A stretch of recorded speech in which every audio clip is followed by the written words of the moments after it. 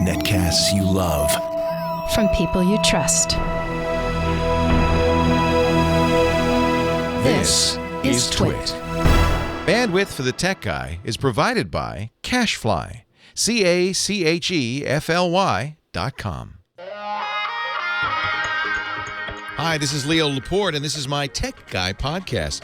This show originally aired on the Premier Radio Networks on Sunday, July 14th, 2013. This is episode 996. Enjoy. The Tech Guy podcast is brought to you by LegalZoom.com. LegalZoom's not a law firm.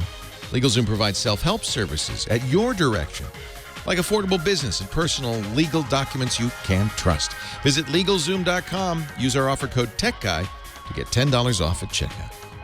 And by Stamps.com. Use Stamps.com to buy and print real U.S. postage the instant you need it right from your desk. For our special offer, go to Stamps.com, click the microphone, and enter Tech Guy.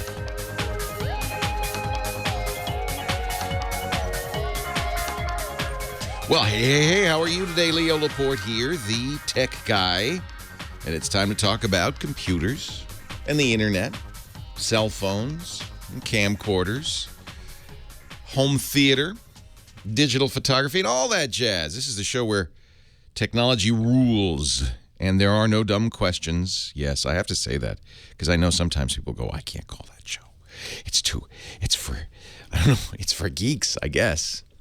And while I will not deny being a geek, you see a lot of technology programming where they proudly declare we are not geeks. I would submit that you should not take your tech advice from somebody who says, oh, I'm not a geek. No, I'm a geek. I'll tell you that right now. But I think I can speak English now. I've been practicing. And I think you might be fooled. You might be fooled. But I'm unapologetically a geek. I celebrate it. In fact, I am a creator of geeks, kind of like a vampire. I go around and I glamour people. I go, you will learn about computers. You will learn about cell phones. Yes, you enjoy the internet. And all of a sudden, I'm being silly, but in fact, that happens. I meet people every single day who come in and say, if it weren't for you, I wouldn't be a geek. I say, well, thank you.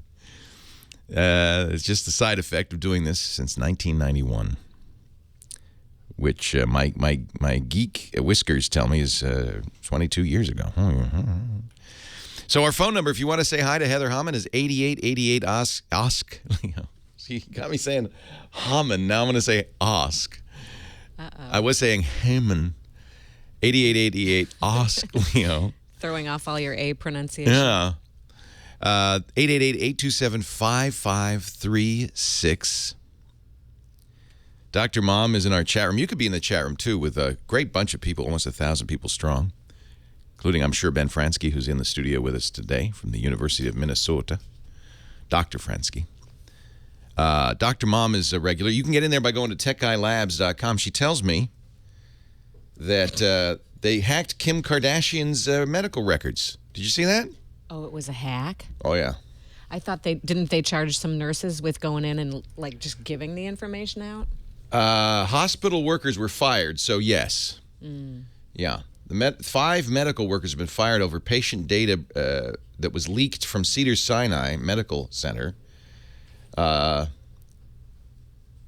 TMZ called it a hacking effort, but now again, that may be that TMZ doesn't know the difference between hacking and just releasing it. Isn't that surreal? Who cares? I mean, thank you. Exactly. Look, she has the right to privacy. I agree with that, and that's wrong. That someone would break the law to find out what's going on in her That's life? what's pathetic, yeah. And it's only because there's a great big market in Kim Kardashian gossip. I guess she had true. She had Kanye's baby Northwest. There's money to be made from these details. Apparently. I lived in L.A. I saw the photographers oh, taking pictures along the beach. Oh, it's and the boardwalk amazing. and I feel everything. bad for celebrities. Yeah. It's just, they take I don't know how you and live. They shoot first and ask questions later. So what happened? The 4 of the workers, quote, inappropriately logged onto the hospital's information system. So the question is, I mean, that's not hacking, but it is illegal. And the question is, what kind of security the hospital had? Forget these 5 workers. It was 5 medical. It was 4. It was four employees. Let's see, 4 employees and a medical assistant employed by the foundation. A student research assistant was a volunteer. The 5 who actually worked for Cedars-Sinai were fired, and the volunteer was banned from working there. They said, now this is the thing that you should be worried about. No, there was no indication that criminal acts were committed by the individuals. In other words, they logged into accounts that they were allowed to or somehow given permission to log into, which makes you wonder what kind of security they have. A lot of celebrities at Cedars-Sinai.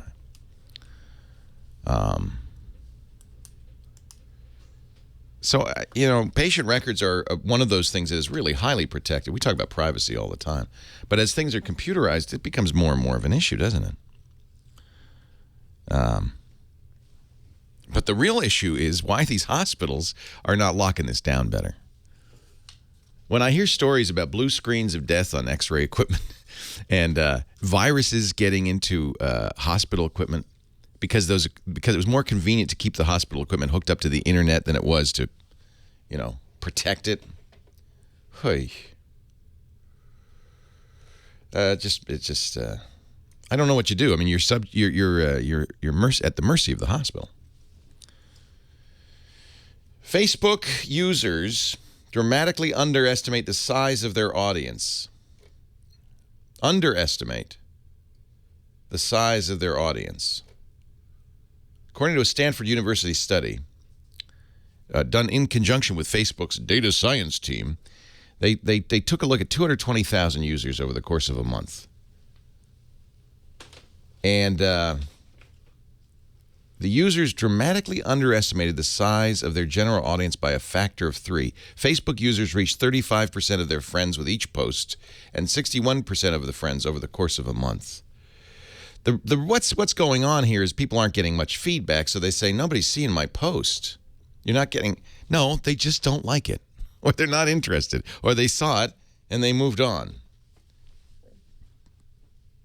I don't even know why I'm telling you this. Who cares?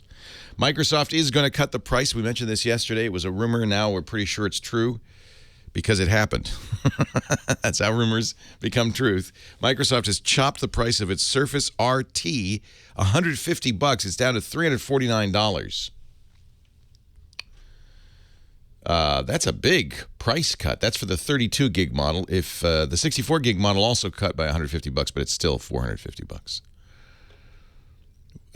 Probably, I would guess that these cuts come because Microsoft's... Well, there's 2 possibilities. 1, they can't sell the dang thing, which is likely. And 2, they might be coming out with a new dang thing that they won't be able to sell, and they want to get the old dang thing out of the market so they can not sell the new dang thing.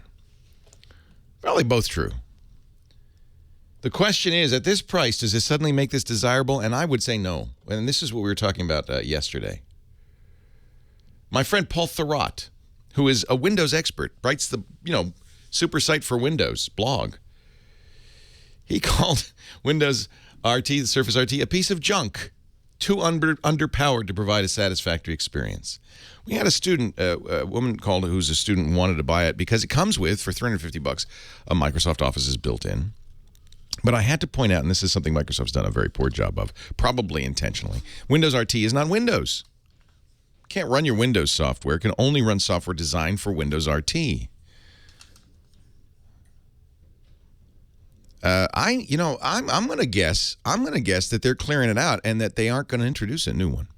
A few other companies have done Windows RT tablets. Again, doesn't it, when the word Windows in there, doesn't it kind of sound like it should be running Windows? It doesn't.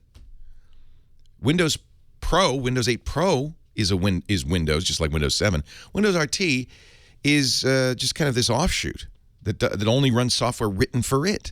Not for Windows Phone, not for Windows 8, just Windows RT. So no wonder it didn't sell at any price.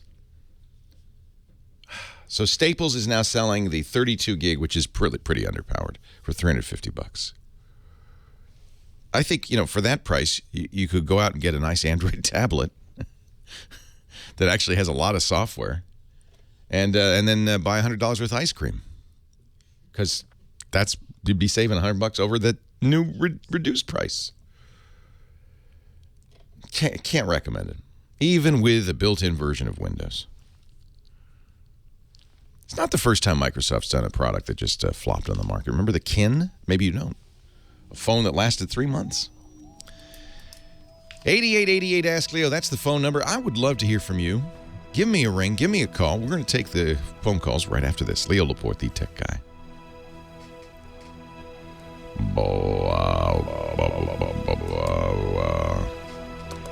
What did I say? It's office? Oh, yeah, we chased the non-geeks out of here. Are you leaving? That's it, huh? That's as good as it got. You've been here before. No reason to... So you're going to let the... We brought 2 pictures. Oh, let's see. Oh, yeah. How cute. Now, you don't have to do that. From our origami pant and Jack. Remember that dumb origami With the that was folded us. money. Remember CEDs? Wow, look at that. Do you remember those? Yeah, I used to have a great laser disc. Oh, this is not a laser disc, this is a CED. CEDs, so those kind of... Wow, that's really... You don't want to give this up. Well, I have 2 of the Empire Strikes Back. So, Awesome. No, that's great, because I can show people this. yeah, because it's That's a little rare. People that's don't know. great. People don't see, this is pre-laser disc, pre-CD, pre-DVD, obviously. Yeah, I'll sign both Later, those. not now. No, you're not leaving? You're just moving over. I get it. So I can't open this up because you just have to put it in, and then it ejects it in the CED. This is a capacitive disc. Yes, exactly. So I don't even know what that means. You know what? We don't either. Capacitive electronics disc system. For the longest time, oh, look at that. Thank you. Ron, Shirley, and Nathan, they put their sticker. That's good. I appreciate when you do that. No. I appreciate when you do that because then when I can refer to it. Yeah. No, you know who did that? You know who did that? That guy right there before we hired him. John, didn't you put your name on your phone that you gave me? I got a label maker, yeah. You got a label maker, Yeah. and then you started putting labels. So it was me. This was like 2 or 3 weeks after I gave it to you. Yeah, So I later. was at home watching. And I'm going, who the hell gave me this? Yeah, so I Somebody, probably reminded John you in Bacon. chat. You were in the chat and you said, I gave it to you. And I said, oh, good. And I put the Oh, label that's on right. it. Oh, yeah, you. You should see the picture of John when he came here. He looked like a hippie. We're restarting. Well, I look like a hippie. I was a hippie. You were a hippie. He had a mustache, long hair. Now look at him. No, He looks like a Republican. Hey, yeah, don't look at me. Are you from Orange County? That's cold. Are you restarting something? Yeah, we're restarting the call screening computer. There's an issue we're trying to resolve. She's getting notes for the calls out on one of thank the you. regular phones. Okay.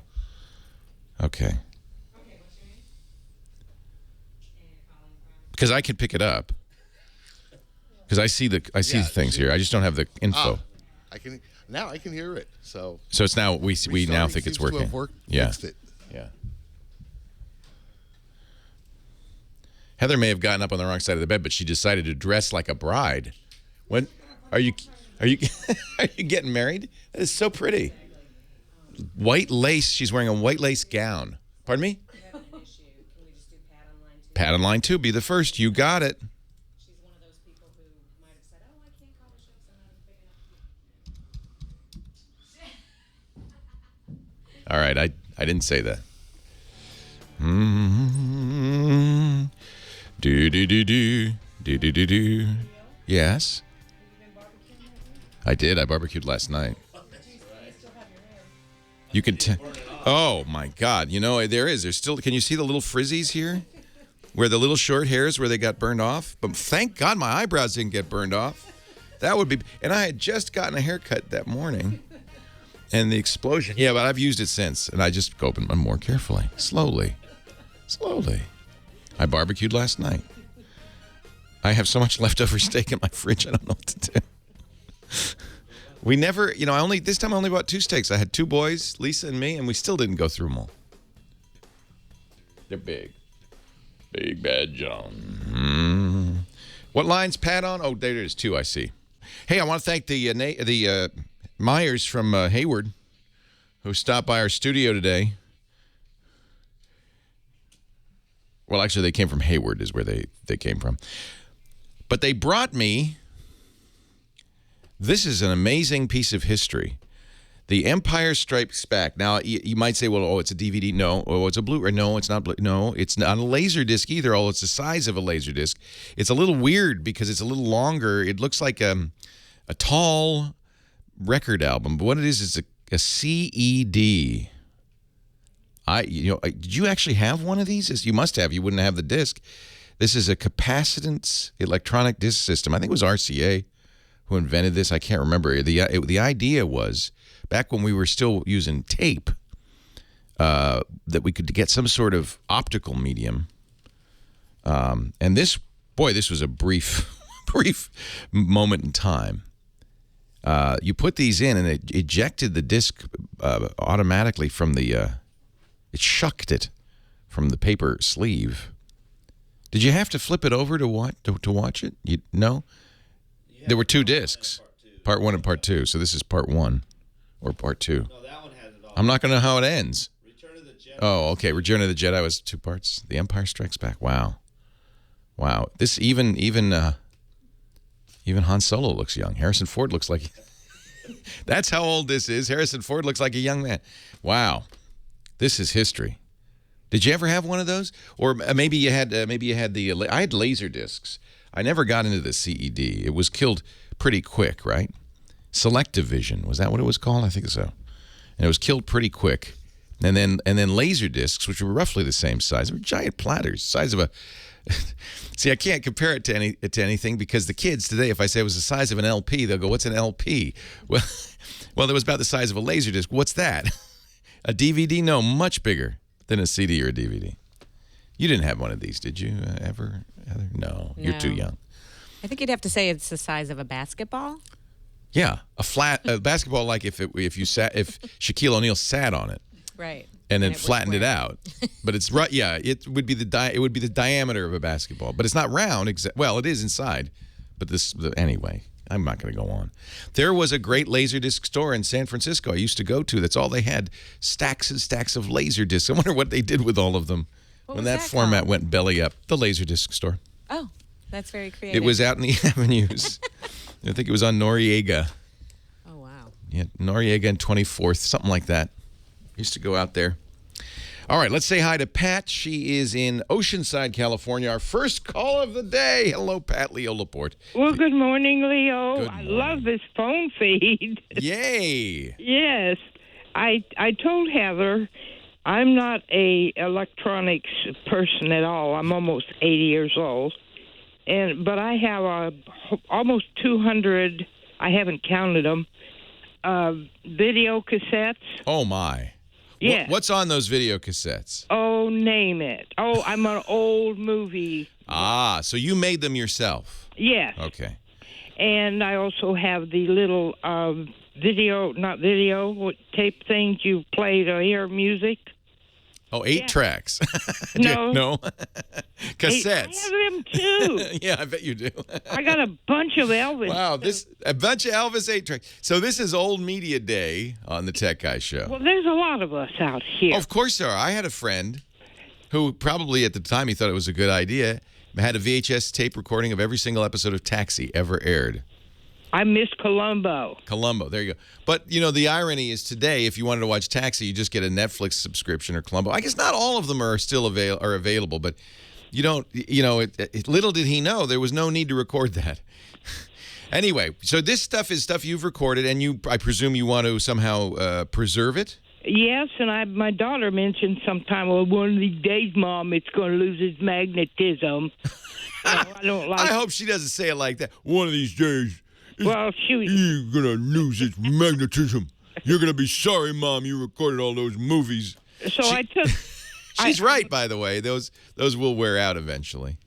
Wear out or fade? Fade. Well, what happens is, the way these videotapes and cassettes and 8 tracks, anything with that shiny brown recording material, what it is Mylar plastic backing with iron. The reason it's brown, it's iron colored, right?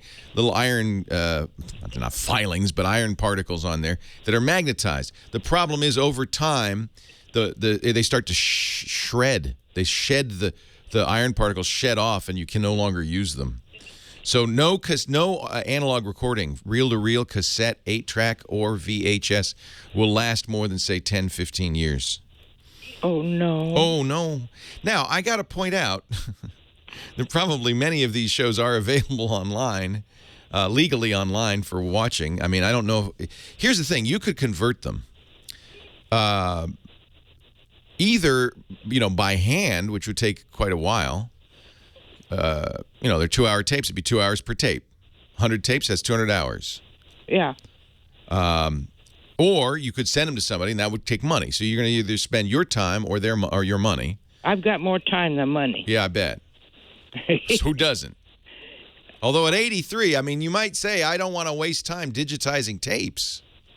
Well, I have a little 13-inch TV with a VCR in it. See, Columbo, so for $7.99 a month, you can watch all the Columbo your heart desires on Netflix. But see, I don't have the computer. Well, okay, so then you can buy a 16. Do you have a TV? Oh, I've got 3 or 4 of them, but Sure you do. none of them. I don't watch TV. No, you watch your tapes. No, I listen to talk radio. Good woman. Now I like you even more. See, I Thank get Leo goodness. on Saturday and Sunday. Bless you, Pat. Uh-huh. So what is it why do you want to convert these then? Because I hope one of these days have time to sit. I'm in the process of moving and sit and watch them. I did put a gospel music tape in my little 13-inch TV. It ate it. It won't do nothing. Yeah, it's probably worn out. We had a cassette tape recording of my ex-wife's grandma. She used to tell a story about a turkey every Thanksgiving.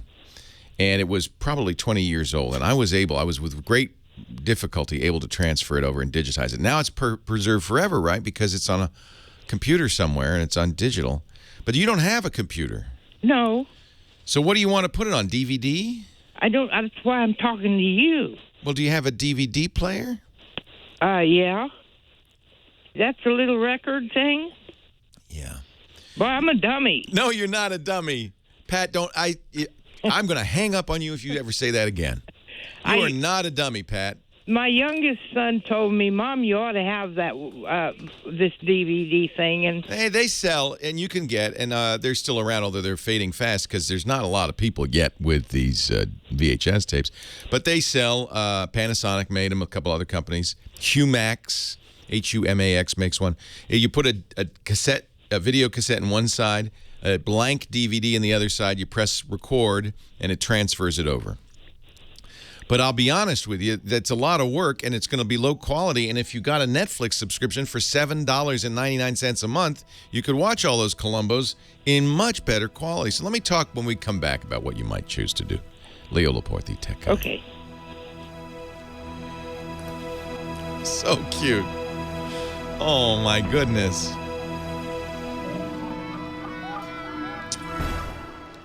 She doesn't have the internet. Right, so maybe discs are an option. No, she should get a tablet with a 3G connection. I don't know. I don't know. You could. She's in Oceanside, so she's in a metro. I think well, okay, here's option one. You get an inexpensive tablet that has 3G or LTE, and you could watch Netflix on that. Be a little TV. She's not going to want to do that. She could.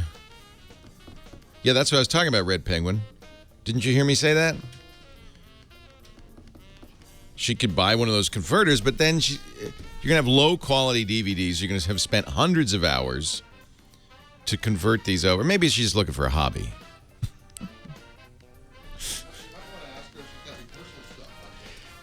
She said it was mostly old movies, but I'll ask her if there's personal stuff. That you want to save, absolutely. Yeah. The other stuff, Netflix or so many options.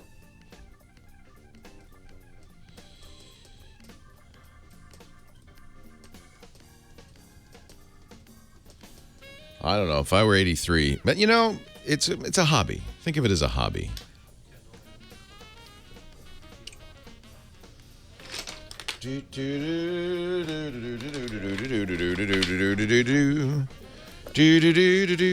Should I make this to Ron, Shirley, and Nathan? Sure. Ozzy looks happy. How long ago was this? Last summer is a year, huh? I remember when you guys were here, actually. We were here the July before that, too. Yep. Oh, yeah, she was the I'm a Geek in Leo's Fall. Do you remember that? You were on what? Oh, you were. That's right. That's right. Yeah, that's what must have been what inspired me to say that, turning people into geeks. Shirley at CES held up a sign that said, I'm a geek and blame Leo, while we were doing our show. No. Yeah, you want to do it while I'm on. Did I mention it? I think I did. Yeah, Of course I did. yeah, Data was there and Jordy was there. That's right. That's right. That was fun. That was fun.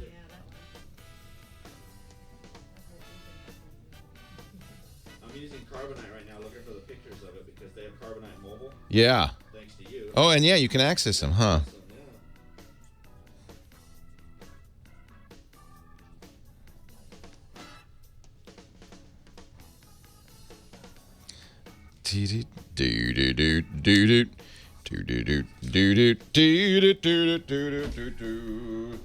Special delivery. Special delivery. Wah wah wah wah. Wah wah wah wah. Do do do do do do do do do.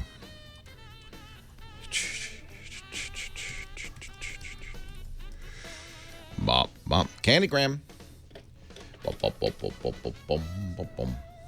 Oh yeah, that's a good. Shirley, that's a great thing to have. Wow, you guys with Data and Jordy. That's a nice thing to have. Ron and Shirley with a Star Trek crew. And Ron's like, look, it's Data. I'm like, who? Look, it's Data.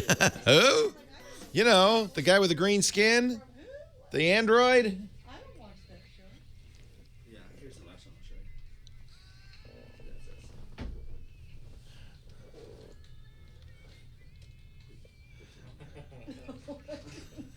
She's you. I hope there's no other pictures that you can scroll through. Oh, I don't have my rotator. Ron, did you use Carbonite to get this picture? See, that's a cool use of Carbonite right there. Ron and Shirley and Nathan, the Myers, are in studio visiting, as they have every year for the last 17 years. It's really nice. It's an annual thing every summer. No, last 3 years anyway. But we ran into each other at the Consumer Electronics Show in Vegas because Shirley had a sign that said, I'm a geek, and it's Leo's fault. And she held that up during our broadcast at the Consumer Electronics Show a couple of years ago. And he said, I know. Ron said, I have a picture of it. Wait, it's at home. Oh, wait a minute. Carbonite would have backed it up. I can get online on my Carbonite account, as he did, and found the picture. That's awesome. That's a good use of technology. So we've been talking to Pat. Now, Pat has an interesting issue. Pat is, do you mind if I say 80? Well, you said it, 83 years old. I'm pushing 80. Pushing 80. Okay. My mom's 80. And so you made, now, are there any, these VHS tapes that you have, are there any personal recordings, or are they all from TV? They're all from TV, I think. Okay. Yeah. Yeah, the only thing, the things you really want to save are the ones that you made. If you had videos of weddings or, cruises or the kids' ballet recitals or something, and you had those on tape, you definitely want to save those. Now, I have 8 millimeters of those. Yeah. Those I would get converted. And because you probably don't have an 8mm playback anymore. What do you mean? You don't have any way to play those, do you? Projector? Yeah, you have 8mm film. Yeah. Yeah, do you have a projector? Yeah. Those won't wear out with proper care. Those are going to last longer than the VHS recordings. But it might be a good idea. Maybe get your daughter to do this. To have her at some point send them somewhere like scancafe.com and get them turned into DVDs. Because then everybody can have a copy of it, and it'll last forever, right? Scan TV. Scancafe.com, SCANCAFE.com. But you can pay for it I don't remember what their price is. It's among the most reasonable. It's a big national company. You send them a box and they. Now you mentioned I could buy. You mentioned. Yeah, Humax and other companies make a DVD recorder with a VHS tape player in it. DVD. And so that you could you buy blank DVDs, recordable DVDs, and you pop the tape into one side, the DVD into the other side. Now, where would you go to buy that? Radio Shack or Walmart? You might. I mean, they're still being sold on Amazon. I see one used for $95. Used would probably be a good idea at this point because, there's probably a lot of people who bought them, as you will. Once you buy it, you're not going to use it again. You're going to convert them all over, and then so there'll probably be a lot of used ones online. You might try eBay. And you can ask Radio Shack. They may still have them in the back up in the top shelf there. That's one other way to do it. And that way you'll convert all your tapes and you'll have a bunch of DVDs, which you probably won't watch either. But at least you'll have them. I plan on watching them all because these I got are priceless to me. I'm an old movie buff. Okay. The last movie I went to see was Heavenly Kid. I don't even remember that. He played Empty Nest. Oh, yeah, okay. Ricky, was that Ricky? Yeah. No. No? This was the man. He was the doctor, the vet in Empty Nest. And he died, and he was sent back to take care of a errant young teenager. I feel like I've watched the movie with you already. Well, it was a pretty good movie. Sure it was. And that's the last one I've seen. Priceless. So you got that on VHS tape. I don't. I went into the movie to see. What I really would like you to do is talk to your daughter and say, honey, could you just get me, please, an iPad and with a built-in internet connection. They're $20 a month. So now you have, because I don't think you have the internet if you don't have a computer. So now you have the internet and you have a way to watch Netflix. Not just Netflix, Amazon Video, all these sources, all of these movies, with few exceptions. Sometimes there's like an odd, that might be one of them, I don't know. There are odd movies that you can't get because nobody really cares anymore. The movie company didn't want to make the trouble to convert them to digital. But most stuff is on Netflix or Amazon or iTunes. So 1985, Heavenly Kid. There you go. Thank you, MT Ron, in our chat room. We now have more than we would ever care to know about Heavenly Kid on our website. Richard Mulligan. Oh, I like Richard Mulligan. He was good. Yeah. So in the long run, the best thing to do is to abandon physical media completely. And just, get a Netflix subscription and watch it on your iPad. Get your daughter to spend $20 a month. I did that for my mom. It's a nice gift. And then you can do other things. She plays Words with Friends, which is Scrabble with a bunch of people. She's a knitter. She gets knitting patterns from knitterly.com. So there's lots of, now all of a sudden there's this whole world that opens up because of this iPad. And it's kind of nice too, Pat, because you could take this iPad and you can hold it in your lap. You can sit in your most comfortable chair.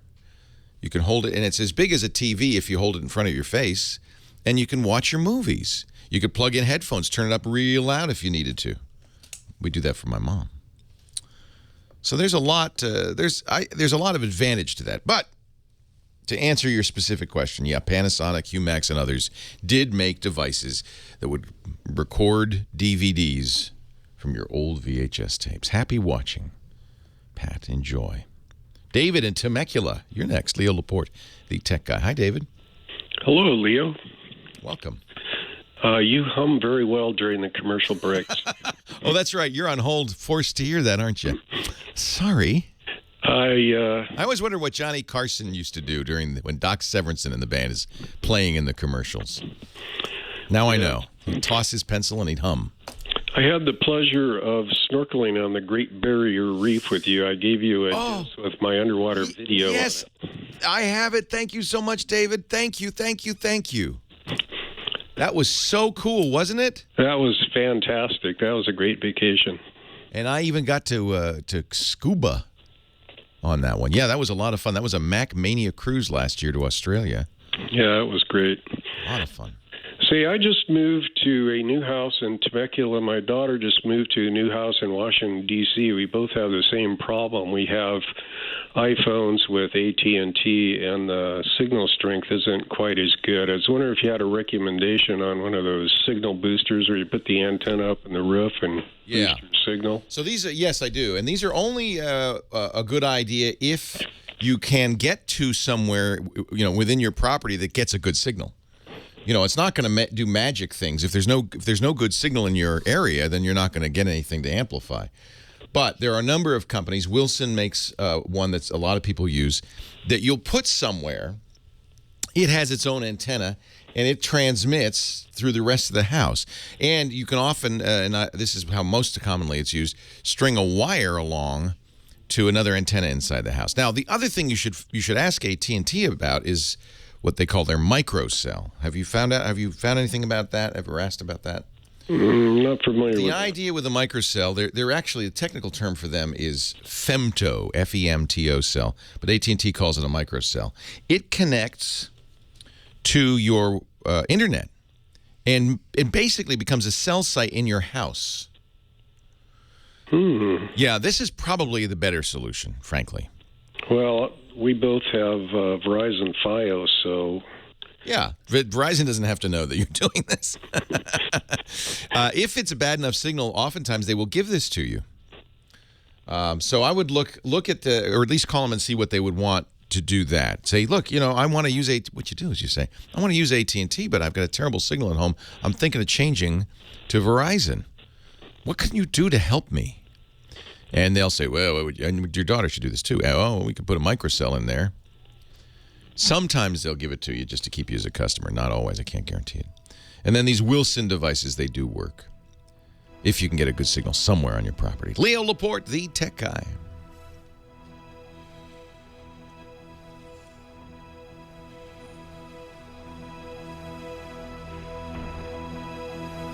Whoa. We can put more chairs in here. We can figure. I don't mind if you have somebody sitting there. Police called and broke the bad news to Charles. His personal and financial.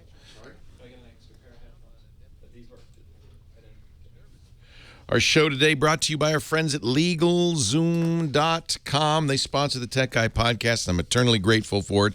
Well, frankly, I owe them big time because, back in 2005 when I started the podcast network, Twit, it was just me in a little attic.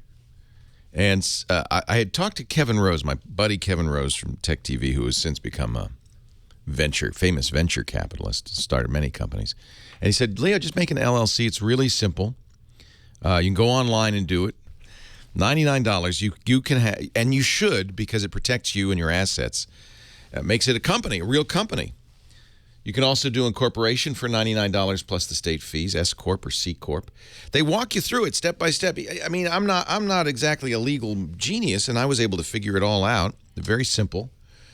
You have a brand, a blog name, a trademark. You really ought to consider trademark protection. I did that too for the Twit name and the Twit logo. And for your family, LegalZoom does last wills, testaments. Here's something new that I really like. They've got the LegalZoom legal plan, which lets you, as you're going through this questionnaire, if a question pops up, ask an actual attorney for a pre-negotiated low flat fee. They've got attorneys in almost every state. You can check out the attorney's profile and unedited user reviews on the LegalZoom site so you can get the guy or gal that's just right for you. LegalZoom.com. Look at all the business and personal services they do. A lot of the legal work you do is really just paperwork, and you can do it yourself for a very affordable price. By the way, we're still using that LLC. We never redid it. We didn't have to. It was effective. LegalZoom.com. In the past 12 years, over 2 million Americans have used LegalZoom for LLCs, wills, trusts, trademarks, and more. It's very easy. And I have to say, if at the very least, if you don't have a will, make one at LegalZoom for $69. Seriously, protect your family. If you use our offer code TechGuy, one word, when you check out, you'll get $10 back. So now it's $59. There's really no reason not to do that. And it won't take you more than an hour, say, to go through all of that. LegalZoom.com, offer code TechGuy. It depends. I was slow. It took me a couple of days because I was thinking the whole way. Probably shouldn't have. LegalZoom.com, use the offer code TechGuy. It's easy, it's fast, it's affordable. And frankly, It's the kind of protection everybody needs. We thank them for their support of the Tech Guy Show.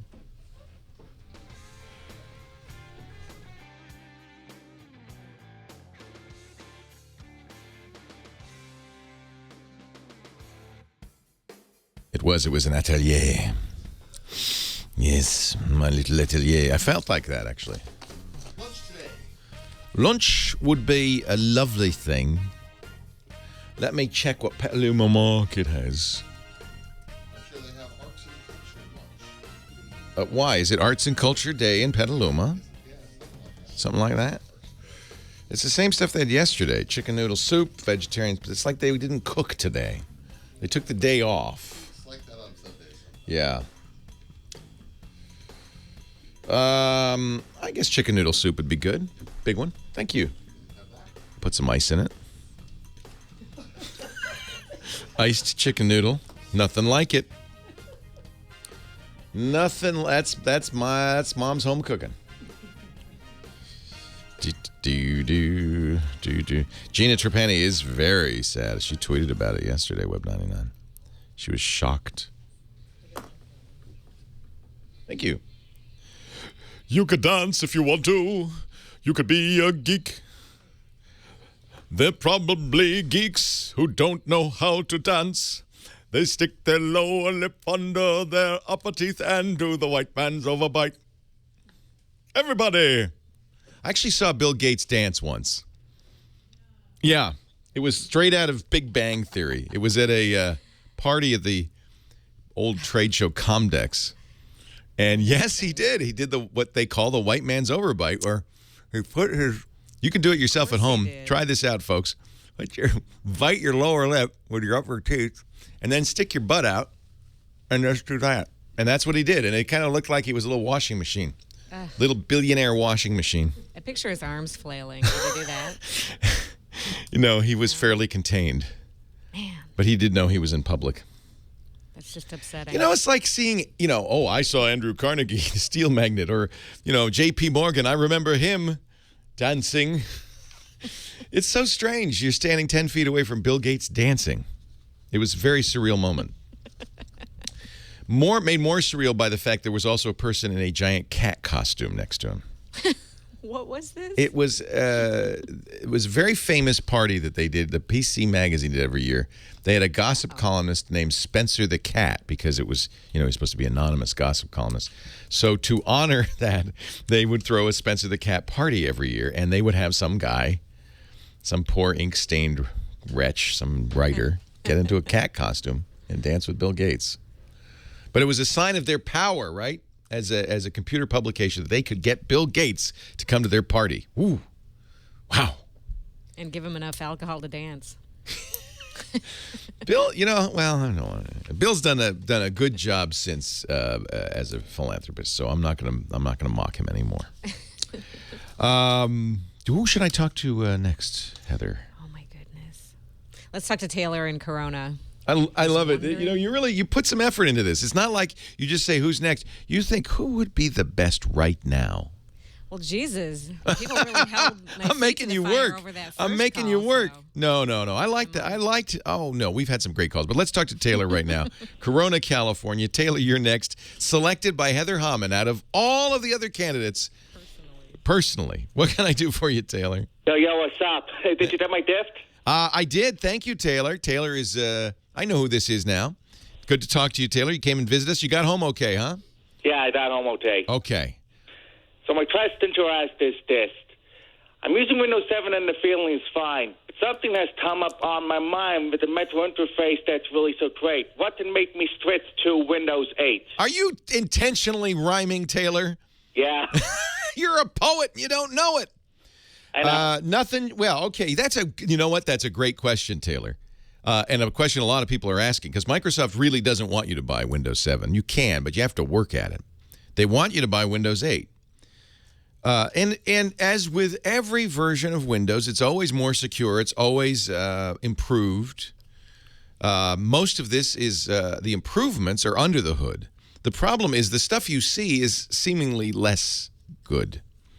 I'm not a big fan of what they call the modern UI. Instead of a start menu, remember if you've ever used Windows since Windows 3.1.1 or 3.1 or 3.0, there's always been a Windows menu. When did they start that? Maybe 3.1. There's always been a Windows menu in the lower left-hand corner. You click the logo, and it pops up, and it has your applications. You can browse the computer. All the stuff that you commonly do are in that menu, and you can add things to the menu, take them off.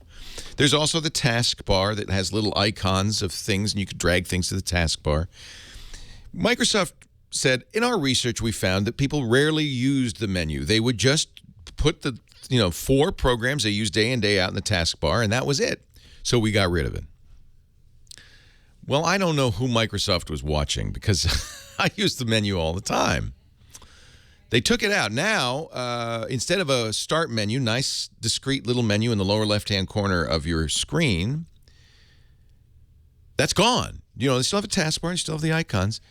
But you have to know to hit the Windows key, or on tablets, there's a Windows button, or you can, in some cases, slide over to this big start screen. It's a full screen. And what's happening here is Microsoft realized that the world's moving to tablets. In fact, computer sales for the past quarter, the lowest they've ever been. It's been down, down, down every quarter for the last few quarters. People are not buying computers. Now, the question is, why not? Some people say, well, because Windows 8's so terrible. I don't know if I believe that. Actually, Microsoft says that. Microsoft says they expect PC sales to pick up when they fix Windows 8 with the next update, Windows 8.1, which will be made available free to everybody who owns Windows 8 in September. They say, watch, that's going to be a big quarter for PC sales. I don't think that's why they've dropped. Others say, well, they've dropped because people aren't buying PCs. They're buying, as we suggested Pat do, buying tablets. My thought is that most people who bought PCs in the last 6 years are completely satisfied. They're fast enough, just as you are, Taylor. They're fine. You don't need a new PC. And if they do buy a new thing, they buy a smartphone or a tablet as a second device. It's not their primary device. At some point, people are going to need to buy new PCs. I don't think the PC market is dead, but Microsoft really got a little scared. And they said, tablet computing is going to take over. We're going to lose our market. So let's make a version of Windows that is essentially a tablet computing system. Okay, good. That means touch, full screen applications, big buttons, because, your fingers are fat and, Okay, good. Let's do that. And then marketing said, well, hold on there. We got a lot of people using Microsoft Office. You don't want to kill Office. Oh, do you have a tablet version of Office? No. We got a lot of people who use the desktop applications. What are you going to do about them? Oh. So Microsoft created a monster. They took the tablet operating system, they took the desktop operating system, like Windows 7, and they smooshed them together. So when you hit the start button on your computer, you basically go into a tablet system. A full screen system with big buttons that you tap. And many of the so-called modern UI, they used to call them Metro apps, are full screen tablet style apps. The weather, whether you're using a 27-inch desktop or an 8-inch tablet, the weather application on Microsoft Windows 8 takes up the whole screen. You don't really need to take up the whole screen to find out it's raining. It's a waste of space. Yeah, and people are going to say, well, you can squeeze it over. Yeah, you can, but it's only a certain place, a certain size. You can only have a maximum of 2 windows on the screen. It's really a bizarre combination. It's a mule. And so Microsoft has done some things to fix that in Windows 8.1. For instance, they're not putting back the start menu, but they're putting in a start button. You hit that, you go to the big screen, but they're letting you change the backdrop on the big screen so it looks like it's a desktop. So it's kind of sort of like a menu. In fact, you can mess with it so it makes it sort of kind of like a menu. Maybe that won't bother people so much. But the underlying problem remains. They are trying to smush 2 different operating systems into one, a tablet operating system and a desktop operating system. The people who are unhappy about this are people who primarily want to use a desktop operating system. If that's you, Taylor, and it might be, stick with Windows 7. There are advantages to Windows 8, and eventually you'll have to move, but you don't have to move right away. When Windows 8.1 comes out, it will boot to desktop. That's new, by the way. They didn't used to allow that. They will allow you to set a setting. It won't be default, but you can set a setting that says, when I turn on the machine, I want to see the desktop. You can make it pretty desktop-y. And that'll reassure some people who really don't want a tablet operating system. If you're running a 27-inch display, a tablet operating system is just crazy. You don't need that. So there are a lot of people who love Windows 8. I'm not one of them, but I do use it because it's the future. And I think in September when 8.1 comes out and it'll be a free upgrade, you can download a test version of it now. Don't. Because what'll happen if you install the test version and then the final version comes out, you have to start over. You don't want to reinstall all your apps and stuff. You don't want to do that. Just wait. When 8.1 comes out, it'll be an upgrade. You'll actually be able to get it in the Windows App Store. It'll be free. It'll be easy to do, and it should make a significant user improvement. I still think Microsoft, they were caught between a rock and a hard place. The world was going tablet. They're a desktop operating system company. They could have sat and done nothing, and then people like me would have said, well, see, Microsoft, they've lost their mojo. They can't innovate. They're just stuck in the 80s. Or they could have gone all tablet, and then 90% of their customers who are business customers who use Excel and Microsoft Word on the desktop would have said, what are you doing? Why are you nuts? This is our, by the way, business is, what is the percentage? I just saw it. It's more than half, I think, of all the Windows machines in use right now are still using XP. Businesses do not upgrade. They don't want to. Because they don't want to train people. They just want they don't want things to change. They want to be secure. They want to be efficient, but they don't want to train. 8888 ask Leo. That's the phone number. Taylor, I'd stick with what you got. Leo Laporte, the tech guy. 40%. All right. Still a way high number.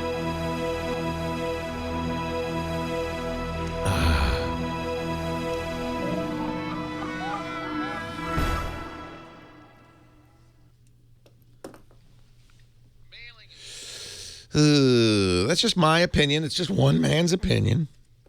You don't like the cotton candy, the Nicki Minaj look? The Nicki on the iOS? No.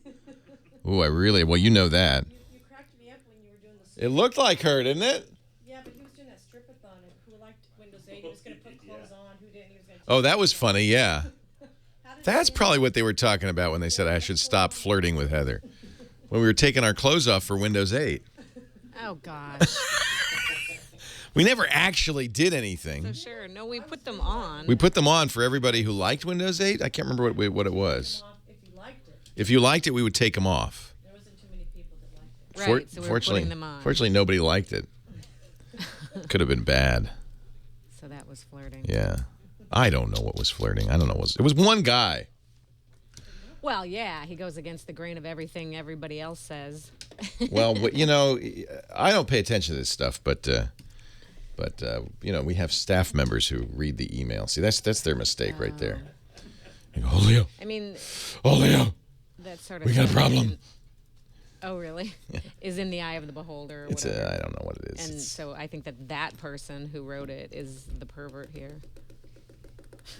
Red Penguin says, folks were trying to keep you on the air, so they said they hated it. I don't even know what that means. Huh? I will open my gift from Motorola during the... Oh, hey, Midtown John, thanks. During the twit today. This is what I got at the Motorola event. You can even see a video of me and all the other people at the Motorola event with our little blue bags. Can I peek in it? Scoble posted a Google Glass video. And I think he kind of, well, I can't say what I think because I have signed a piece of paper, which I am thinking I will never, ever, ever do again. It is the hardest thing I've ever done, it's not. Let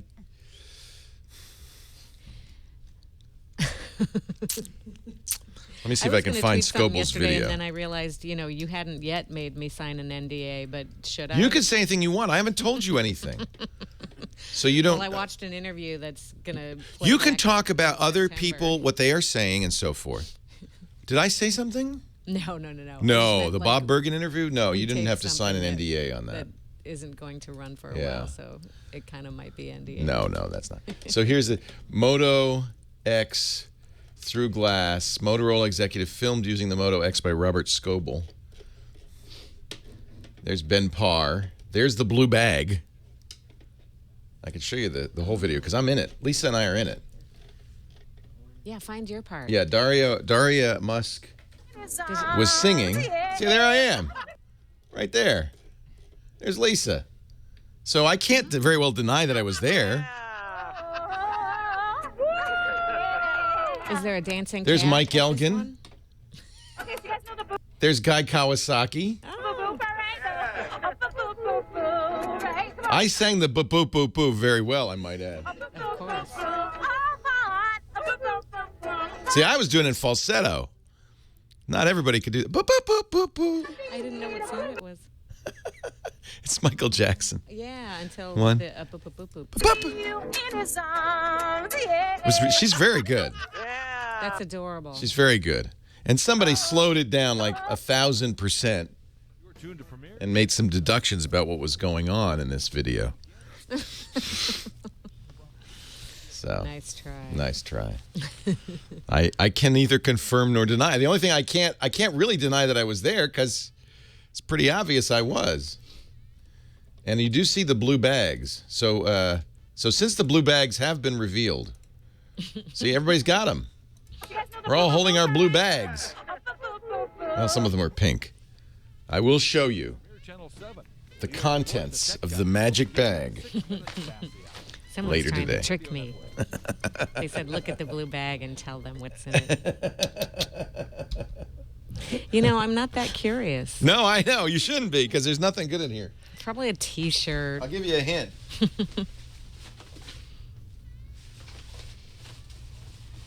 Oh, can we get hints? It's Guy Cowan. One of the things. There's 4 things in here. Oh. One of them is Guy's book. Nice. Nice. I want to read that. It's good. You want it? This is actually very good. I have a copy. It's called How to Publish a Book. Author, publisher, entrepreneur, APE. He calls it artisanal publishing. Stealing, by the way, my concept because I've called it what we do artisanal media for at least 2 years. Oh, great.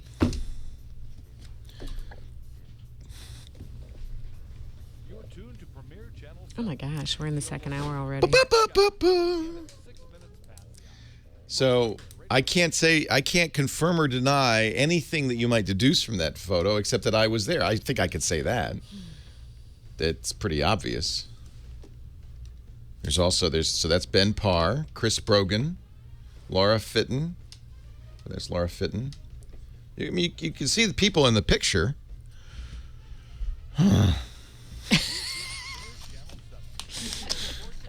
They said very specifically. Now you may see reports about this, and you cannot. If somebody says something, you cannot confirm or deny it. Not only can I not say anything about the event, but I can't confirm or deny what somebody else is saying. But they didn't mention, and if pictures surface with you in the, you couldn't say you were there. I think that there's no. I mean, that's me, and that's not an amazing lookalike. Do you practice saying that in the mirror? I cannot confirm or deny I'm that. never going to do this again. I hate doing this. I would have such a reveal with my face. That's just I a think. guy who looks a lot like me. That was the guy in Spy Kids. I think people saw that movie. What are the consequences? I don't know. You sign a contract. I would imagine they could sue you. This is why I haven't done an NDA in 10 years. This is why. Drives me nuts. How are you at poker? Terrible. All right, let's just start pummeling him with the questions, and he'll give up the goods just by his expression. Yeah, there's probably a tell in there somewhere. His eye was twitching a lot. I can't even say what the category is. Better just change the subject. Yeah. I think you're about to leak.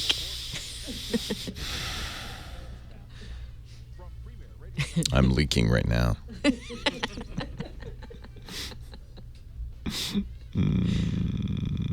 Are you good at poker too? Dr. Mom is she's got like a killer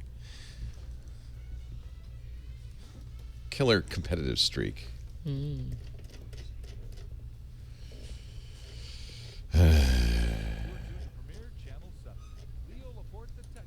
Yeah, this is also another story. that I know nothing about. A magic I know ticket nothing to Google about Island. this story. I can't say a thing. I know nothing. I know nothing. I know nothing. But all I can say is, Eric, please.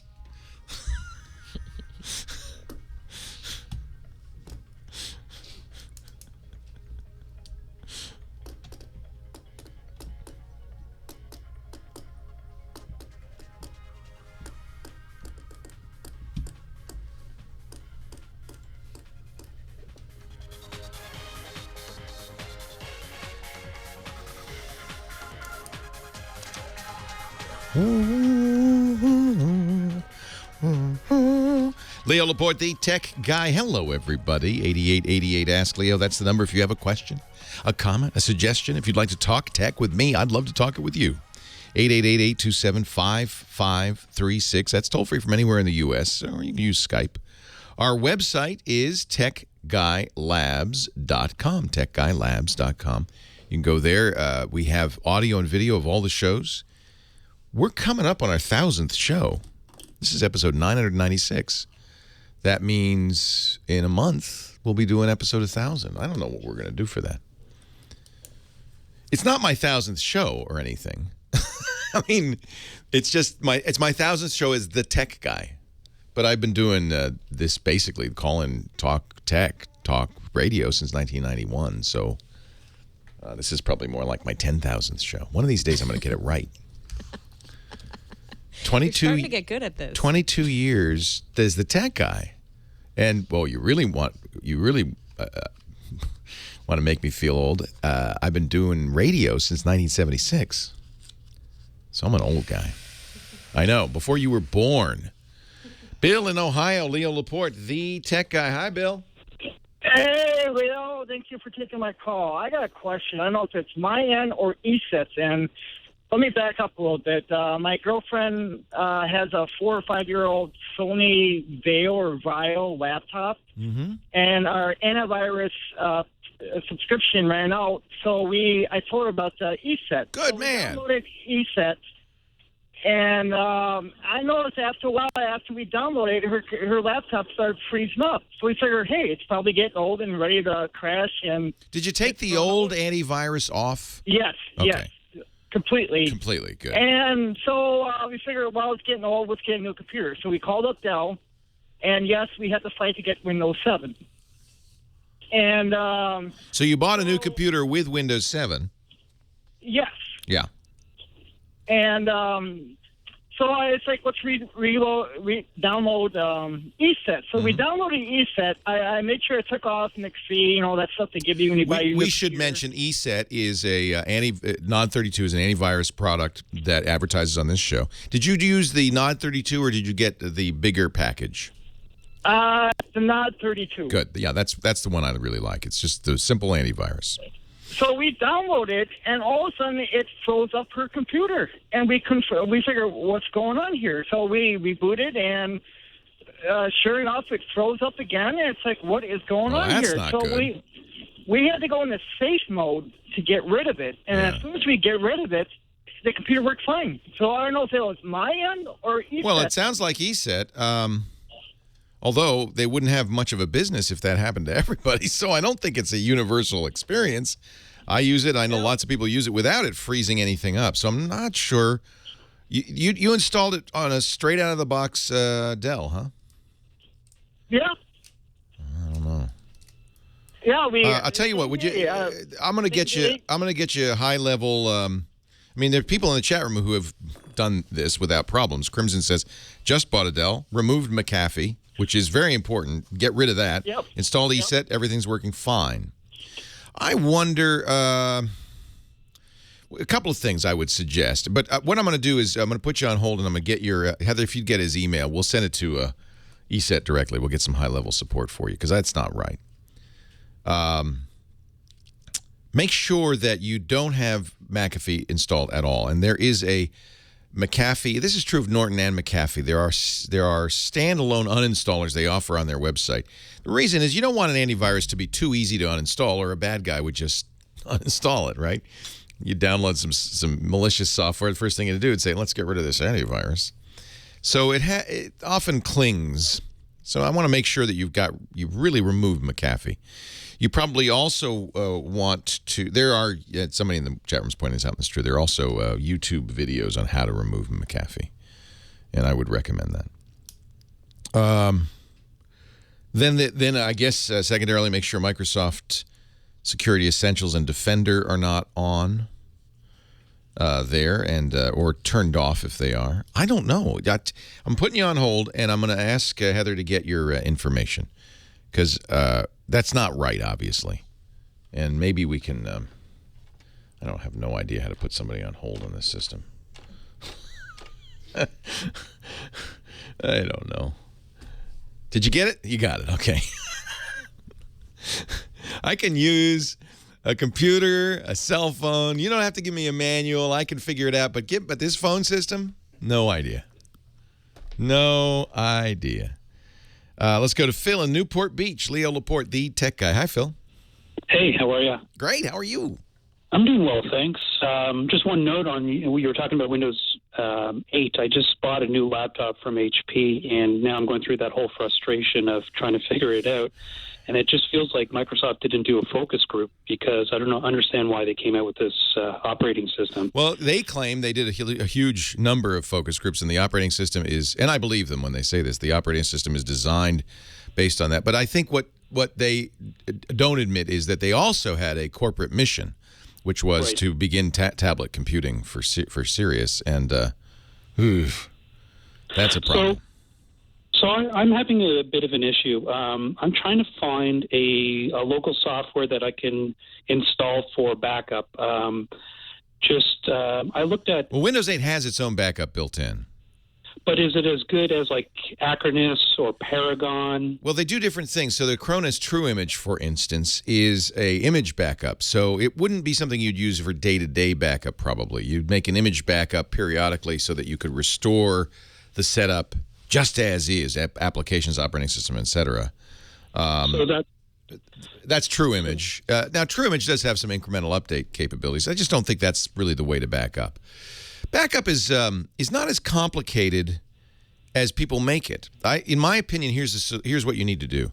It's good to have an external drive that you're backing up to. In some cases, for instance, when I did the Screensavers TV show, every computer I would make sure we built it with 2 drives, a primary drive that we would use, the second drive that would be the backup drive. And you could either use RAID 0 or you could use software that would automatically duplicate it so that the 2 drives were kept in sync duplicate. The advantage of that, and the reason we did it on a TV show, is if one fails, we just switch over to the other one and we're in exactly the same position. We don't have to worry about it. We can do that in the time it takes to do an ad. So that, for business computers, things like that, things where you need to get back up and running fast, that is a great kind of backup. It's not your only kind of backup, because the flaws are obvious. If the computer bursts into flames, there goes everything. Or it's possible in RAID 0 to have a flaw that brings both drives down and you can't rebuild them. There's lots of things that can go on with that. So that's stage 1, though. That's what we call the online backup. Then you have nearline backup, which is stuff you can get to quickly. That would be an external drive, DVD, something you keep on site that would take some steps to get back, but you could do pretty quickly. And then you should have a third backup, which is an offline backup. Usually that means off-site, so that if your house burned down or fell into a sinkhole, you'd still have your data. Right. And that's what backup's all about. And all of those can be done without having fancy backup programs. In fact, I'm not crazy about programs that make a backup ball, because you can't see that you have what you have. And how many times has that happened? I've used Microsoft Backup. I have a single file that's supposedly the backup, and I can't use it. So what you really want to do is synchronize. I think you want to synchronize folders. Okay. You know what I'm saying? You want to have that mirror program for that. There are a lot of them. I would take a look at easeus.com, EaseUS. Okay. They have both imaging and backup programs free. I use Second Copy from Centered Systems. That's what I can do with Second Copy. It just runs in the background on a schedule, and it automatically keeps my data folders backed up. That's good. Mm-hmm. There are lots of ways to do this. I don't think you need anything too fancy. Leo Laporte, the tech guy. Cobian is good. Cobian's excellent. We should make a list on the website of recommendations. A lot of people like Cobian. Very popular. It's Cobian soft. Easy US to do. And Carbonite could be your third off-site solution, certainly. Depends on how much data you have and what kind of data you want to back up. Sync, a second copy is from Centered Systems. And, this is more, I use this just because I've used it for so many years. But it's what I want, which is something light that sits in the background and keeps directories in sync. SyncToy, yeah. It's a little better than SyncToy. SyncToy's free. But if you want a completely free solution, SyncToy's fine. Second copy is just a little smarter than SyncToy. But it's the same idea. Yeah, this is all for Windows. For Macintosh, it's a different answer. But this, it just kind of it's constantly running. And then, frankly, Dropbox for a lot of people, or Google Drive. There are a lot of off-site solutions. Depends on how much data you have to back up and so forth. I don't know Redo Backup. Probably don't mention it because I don't like the name. What the hell? Redo Backup. I don't want to redo the backup. I just want to do it once. So you like this easy backup recovery and bare metal restore. That sounds good. I should try this. Hasn't been updated in 8 to 9 months, but that's not necessarily a problem. It might just mean they're done. Boots from CD. Runs on a CD-ROM or USB stick. So this is not something you would run in the background as you run Windows. You have to reboot into it. Is that right? It's imaging.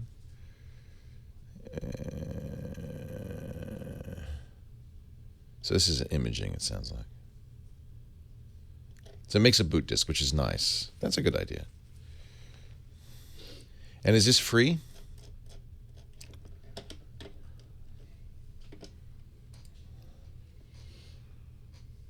Yeah, it's imaging. All right, I don't know this one. Little bit not crazy about it because you have to go into external. You have to reboot.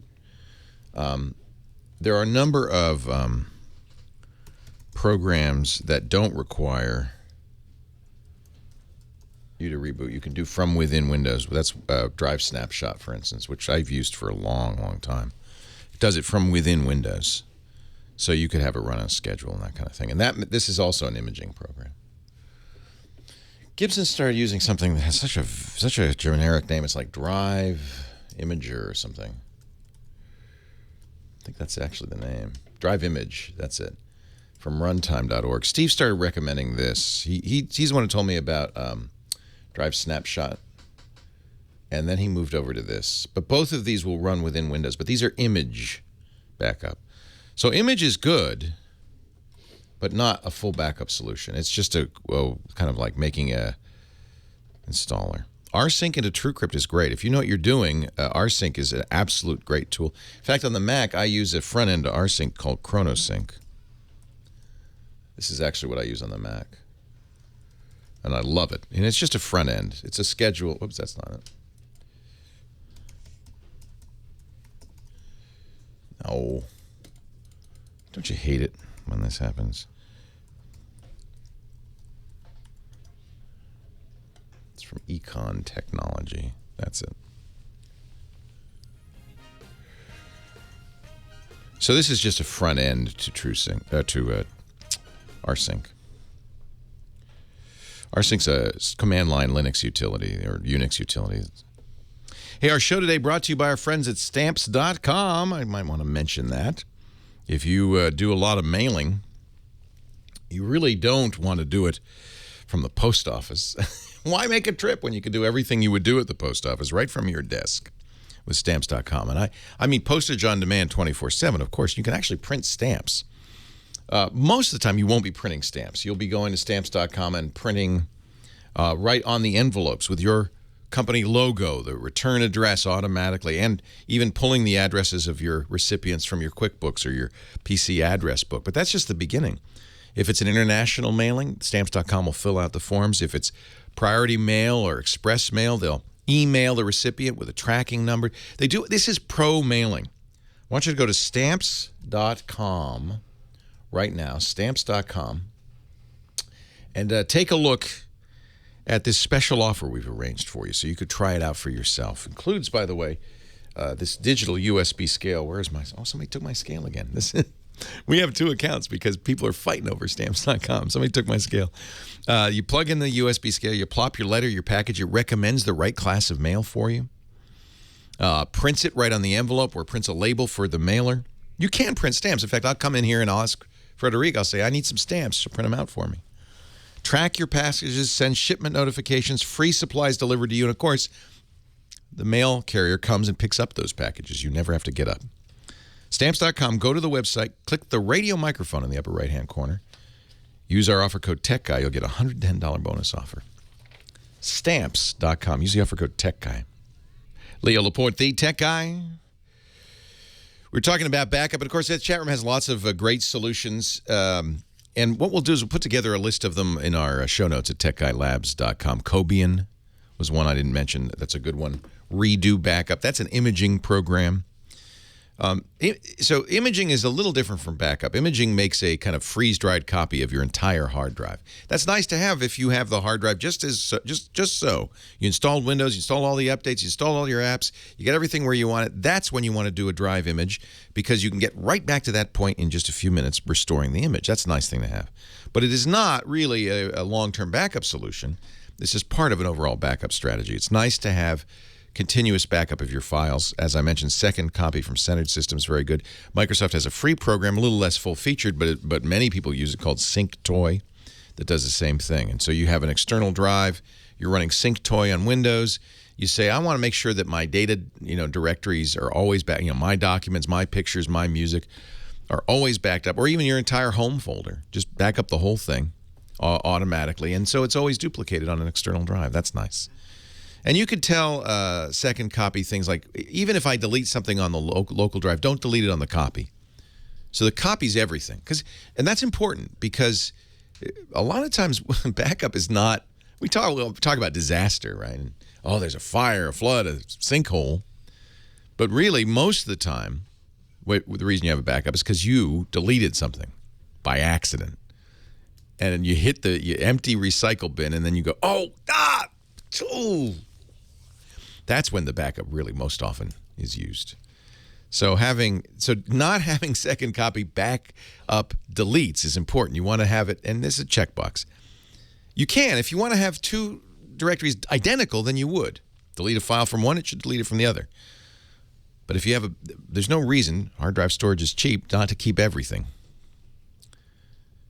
And there are, as many people in the chat room point out, very much more sophisticated solutions. We've certainly talked about Carbonite, our sponsor, a lot, that have additional features like versioning. Carbonite for Windows will keep previous versions. So remember we had a caller last week who was very upset because she'd accidentally saved a blank document on top of her Microsoft Works document. Well, if you have versioning backup, you'll have a copy of previous versions, so she could go back a version and say, here's everything.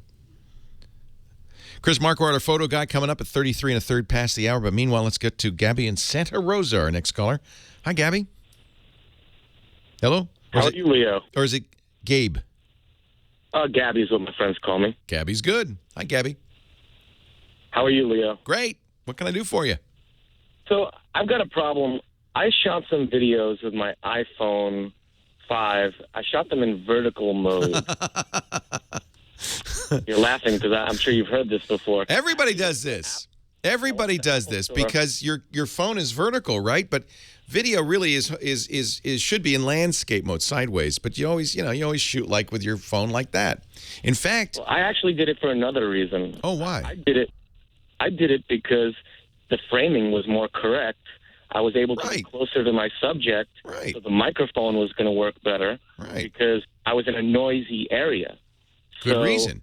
I think increasingly because of the use of camera phones, we're kind of used to vertical video. All of the home movies of the plane crash in San Francisco, they were all the ones I saw were vertical. Somebody whipped out their camera phone and took a picture like that. Now, you want to rotate it? Well, so what I wanted to do was, it's not that I wanted to rotate it, but when I upload it to Vimeo or Facebook, they put black bars on it. Well, I'm not concerned about the black bars. The problem is it shrinks it down. So, like, my video doesn't even come on the full screen. It's shrunk down to, like, more than half the size. So there's not only black bars on the left and right, there's black bars on the top and bottom? Yes. Oh, that's interesting. And, you know, what I've been considering was... Do you have a Mac as well as an iPhone? Yes. I'd open that video in iMovie first. I have done this, and I have Final Cut as well. Yeah, and then crop it. If you crop it, that doesn't it doesn't change the length and width that it wants to display it. You know, and like I said, the content that I have on the screen... You want it full screen. In fact, you wouldn't mind left and right bars. It'd have to be, because it's shaped like a door. So, and the window on YouTube is sideways door. So you will have to have black bars. But you don't want them at top and bottom. You want it to be full screen in the middle with black bars on the left and right. I don't know why. It has to do with the resolution, I'm sure, that you're sending. The biggest place it's a problem is when people are viewing it on their mobile devices. Right, then it's if you're really looking small. on your computer, it's not a problem. Yeah. But if you're looking at it on a mobile device, you know, people think I'm shooting these videos with like a 100-year-old cell phone. You know, because they're like, "Why is your video coming out so small?" It's a postage stamp. That's what it looks like. A postage stamp on my iPhone. I don't know why YouTube would be doing that. It must. Well, it's not YouTube. I've done it on Facebook. Facebook does and it too. Vimeo. Yeah. And the thing is, I've tried stretching the content, and I look like super fat. Yeah. I'm not sure why it's doing that. It's all automated, and the automated software is making a bad choice. I think it thinks it's widescreen. You know, it's not vertical, but it's in fact, 16:9, and it's converting it somehow. It's not reading the resolution right. Do you upload it right from the phone? What I do is I've been opening up Final Cut, and I've been editing the video in Final Cut. Okay. And then I've been exporting it to Vimeo as well as directly from Final Cut. Yeah, and I also made a file, like you can export it to a, 720p. Yeah. Or, and then try to. And you've tried all the different QuickTime formats and so forth, and not all of them do this. I've done that. All of them do that. I can't say I've tried all the QuickTime. Well, not all of them, but try some different ones maybe. Now here's the thing. I realize that I should never do this again. Yeah, I mean, from now on, you'll shoot in. You can still get close up, right? Just pretend you've got bars on it. Yeah. So I'm just wondering, is there anything I can do about my existing video? Because some of it's extremely hard to duplicate again. Like, I shot it in a live setting at a trade show or something like that. And, all I'm going to say is there is a video on YouTube, which the chat room has just passed along to me. And it's called Exporting Videos for YouTube from Final Cut. And it's techniques to get the maximum quality out of it. I would bet that if you followed step by step what this guy recommended, it would fix it. It should, it might be that what you need to do, I'm going to think what you need to do is create a 16:9 video out of your portrait mode video. In other words, put the black bars on yourself. If you upload a 16:9 video to YouTube, it's all going to be exactly as you want it. So I think that's the solution. Since you're using Final Cut already, just do that. Leo Laporte, the tech guy. Chris Marquardt coming on.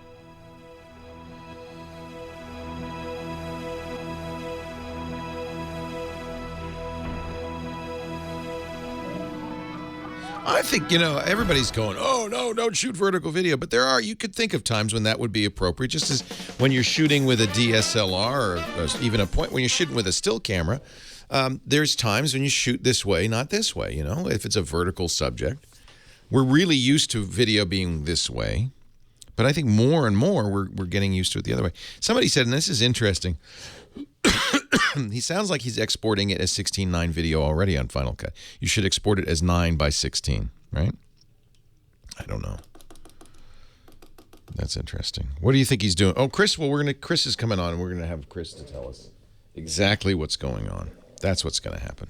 Look, this is the guy we've been having trouble with this whole time as being 16:9, and now he's fixed. Yay! What happened? I'm all back. How'd you we fix fixed it. We trashed the config file.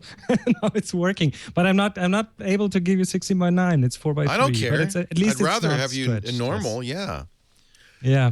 Yeah. You should have asked him what orientation he's holding his phone when playing back the video, because what he does is no, he says it. No. See, he's uploading it to Vimeo or YouTube. Right, and Vimeo squeezes it into a 16:9 frame, so you get the barn doors left and right. And he says no. He says it's squeezing it more.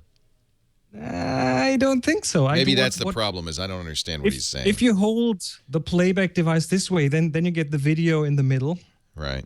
But if you hold it this way, because that would be the way you would look at it, but it's already squeezed into 16:9, you get this tiny little thing in the middle with black on the top and on the side. Right. I think it should be watched sideways. I'll tell you the problem with that is some phones will correct it. When you rotate it, it'll go back. And then maybe if he looks at it upright and double taps it, he might have it just right with some reduced resolution, but at least with a proper aspect ratio and enlarged for the phone again. So, do you want to talk about the Nokia phone? No, I don't really know much about it. Okay. So people are asking about it. I know a little bit about it. But we'll talk about prints and matching them prints with the screen. And to offer some suggestion for this guy, so we can pretend we know what we're talking about. Well, it's like he did say it was phones that were the issue. So the thing is, if it on a computer it looks wrong, that would be another problem. But if it's only on phones it looks wrong, I would guess it has to do with the orientation. Well, possibly. TM Dean says the YouTube app for Android will always shrink vertical video. If you view it in a portrait, it'll show the YouTube video shrunk. He didn't do the video wrong. And this is another conversation we could have. People are now saying over and over, oh, don't shoot video this way. I'm going to say that it's okay. I think YouTube and Vimeo need to be better. They need to handle it better. Handle it better, because I wouldn't mind some vertical video on the screen as long as the player is suited to it.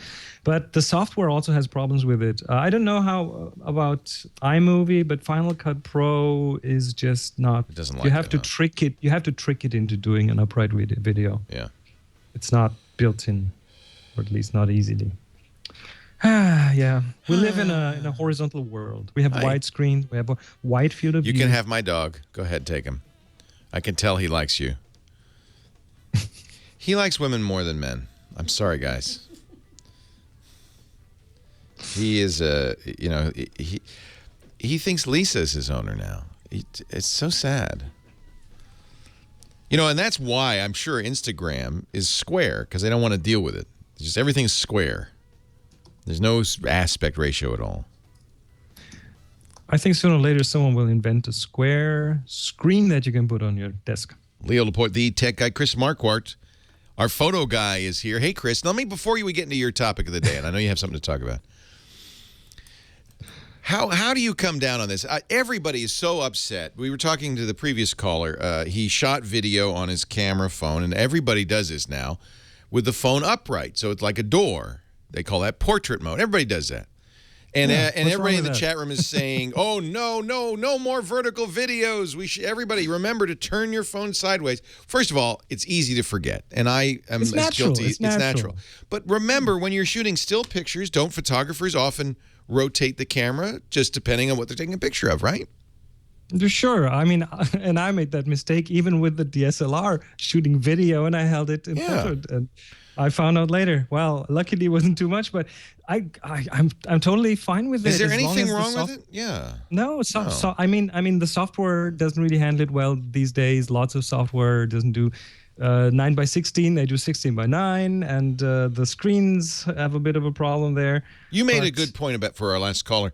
He said it was mostly a problem on mobile, and it sounds like you think the mobile phones are rotating the image. Well, you know what happens if you have a mobile phone, you watch a regular 16 by 9 video and you turn the mobile the device into it shrinks it. Vertical mode, it shrinks it to the middle. Right. So imagine you have a video that has been shot in vertical mode and then shrunk to the 16 by 9, and then you turn it upright and shrinks it again. It's kind of a double shrink happening there. So this might be the reason. This might be what has happened to him. Shrinky dink video.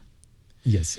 Well, I think we are all used to landscape mode for video, widescreen, especially with movies and TV. Yeah. But and that's why I think Instagram is interesting. Made everything square, right? Even the videos are square. A friend of mine is a video producer. He had to shoot something for an advertising display that ran on a 16 by 9 screen in a store that was upright. So he had to shoot. He had to shoot it that way. Well, that's a special case, obviously. I think that we're just going to get used to it. Just as we're getting used to people taking pictures in public with iPads.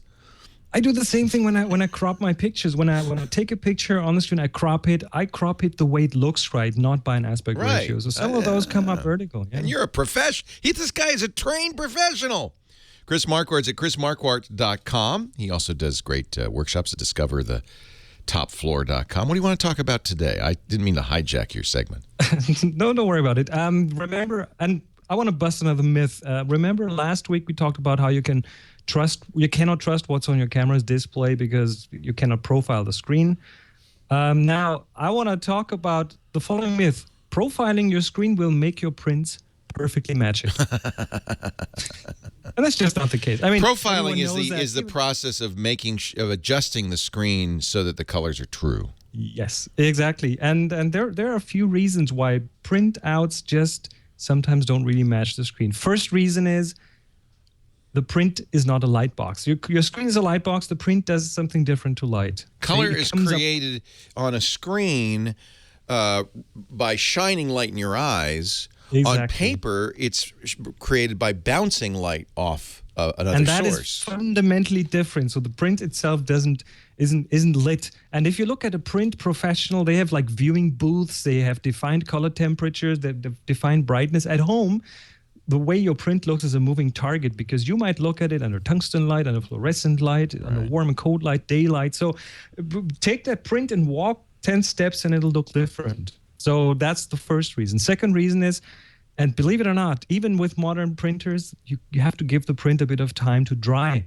Even if it feels dry, there is still some moisture inside. And the color changes as it's drying?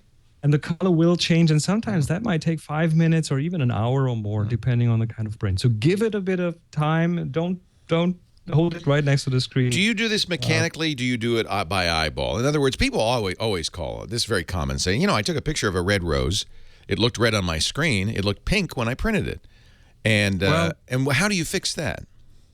Well, if you do that, absolutely profile your screen. Get one of those devices. There's a Spider or Color Monkey or i1 Display. There's lots of different companies that make these profiling tools, and that is the first thing. And then after printing, let it settle. And then the best light to look at the print and judge it is daylight. Believe it or not, it's not your tungsten light. It's not your compact. Well, that's the fluorescent. other problem. We're sitting in our offices using whatever. Stand at a window, go outside in the shade. Do not try to judge it under dim compact fluorescent lights at midnight. I know that's a lot of people. That's the time when they print, but it simply won't look right. So make sure you look at it under very good light. It's also exacerbated by the fact that nowadays people aren't looking at prints all that much. They're looking at the picture on another screen That is true. On the web, where you really can't control what it's going to look like. So you just have to live with it. Make it as good as you can. You can control it at least to the point where it looks good at a profile screen that you have. Right. So I think that is the first step. Yeah. Well, if we talk about this with Scott Wilkinson, our home theater guy, when they make a movie, they color correct it. They do everything they can in the movie theater. The projectors are all color corrected and stuff. And then you take it home and watch it on Blu-ray. And every home TV screen is completely miscalibrated. So it doesn't look anything like the movie was supposed to look. Same thing with music. They mix music for certain speakers. You get it home, it doesn't sound the same. It's true. It'll always be slightly different. I mean, that's just a fact we have to live with. But that doesn't excuse you from getting it as right as you can. Garbage in, garbage out. Start with the best that you can. Chris, you're the best. What does your T-shirt say? Got beanbag. Got beanbag. It's about photo beanbags. You know, little beanbags that you put your camera on and use instead of a tripod. I've seen a lot of those. I didn't know there was a cult around it. I created. Are you in the beanbag club? I'm the founder of the beanbag club. I love beanbags. Okay, well there you go. Do you sell beanbags online? I mean, is this a business? No, you just like. I only do workshops. You really like the beanbags. You do beanbag workshops? Well, we use them on the workshop sometimes. Right. Okay. Yeah. It's just a thing. It's a photography tool everyone should have. Apparently, I can't believe it. I don't have any beanbags. I'm gonna have to run out and get some. So the answer to your T-shirt, by the way, next time I'm in California, I will show you. My answer to your T-shirt is no. I don't got beanbag. ChrisMarquardt.com. Discover the top floor. Great to talk to you, Chris. Thank you. And everybody should go to Flickr and see his pictures. His Flickr handle is NUBUI, for reasons no one understands. And then, if you want, you can participate, as long as you're on Flickr, in our monthly challenge. It's not a competition, not a contest. There's no prize, just a challenge. Take a photo illustrating the word or concept. Heat. Shouldn't be too hard. And we are going to review that in about 2 weeks. Oh, good. 2 more weeks. Take a picture illustrating heat. Could be the Miami heat. Doesn't have to be hot. Could be heat. You get to choose. That's the beauty of this. You're allowed to or encouraged to upload a picture a week. Tag it with the word heat when you do, and then post it on our Flickr group, the Tech Guy group. And you'll know because it's big. It's almost 10. What is it? Almost 10,000 people in there. It's huge. I don't know the number, but it's huge. Lots thousands. in there. Thank you, Chris. Very proud of it. Yeah, nice job. Thank you, Chris. Leo Laporte, the Tech Guy, 8888 Ask Leo. Let's say hello to Jane in Goldendale, Washington. Hello, Jane. Leo Laporte here. Try Jake. Well, Jake's better. And, it does say Jake on here. Yeah, Jake. Yeah. By the way, when I complain about the phone system, I'm not complaining about our fine sponsors. Oh, I don't complain about the phone system. No. It's the small letters on here. This is just a special radio thing. This is not one of our sponsors. What can I do for you, Jake? I got 2 questions for you. Number 1 question, what is the best email that don't let so many scams come in? Because I want to start up a business on the computer. All right, hang on. We're going to take a break, and we'll talk about it. That's a good question. The best email, Leo Laporte, the Tech Guy.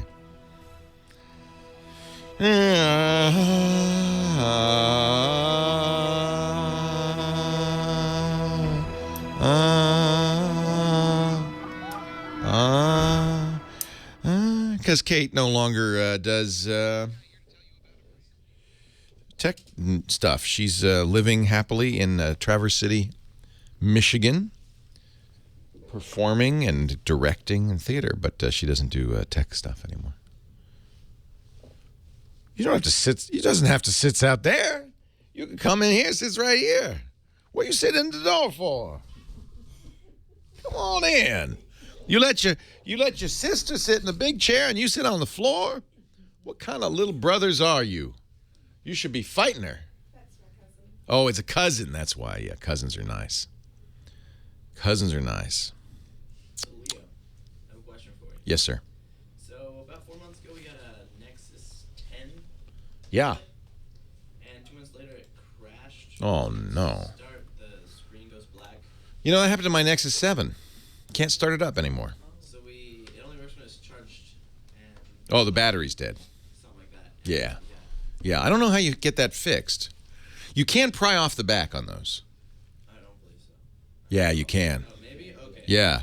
It's not, obvious, but with a little work you can... It already with the warranty, and the second one's doing it too. Oh.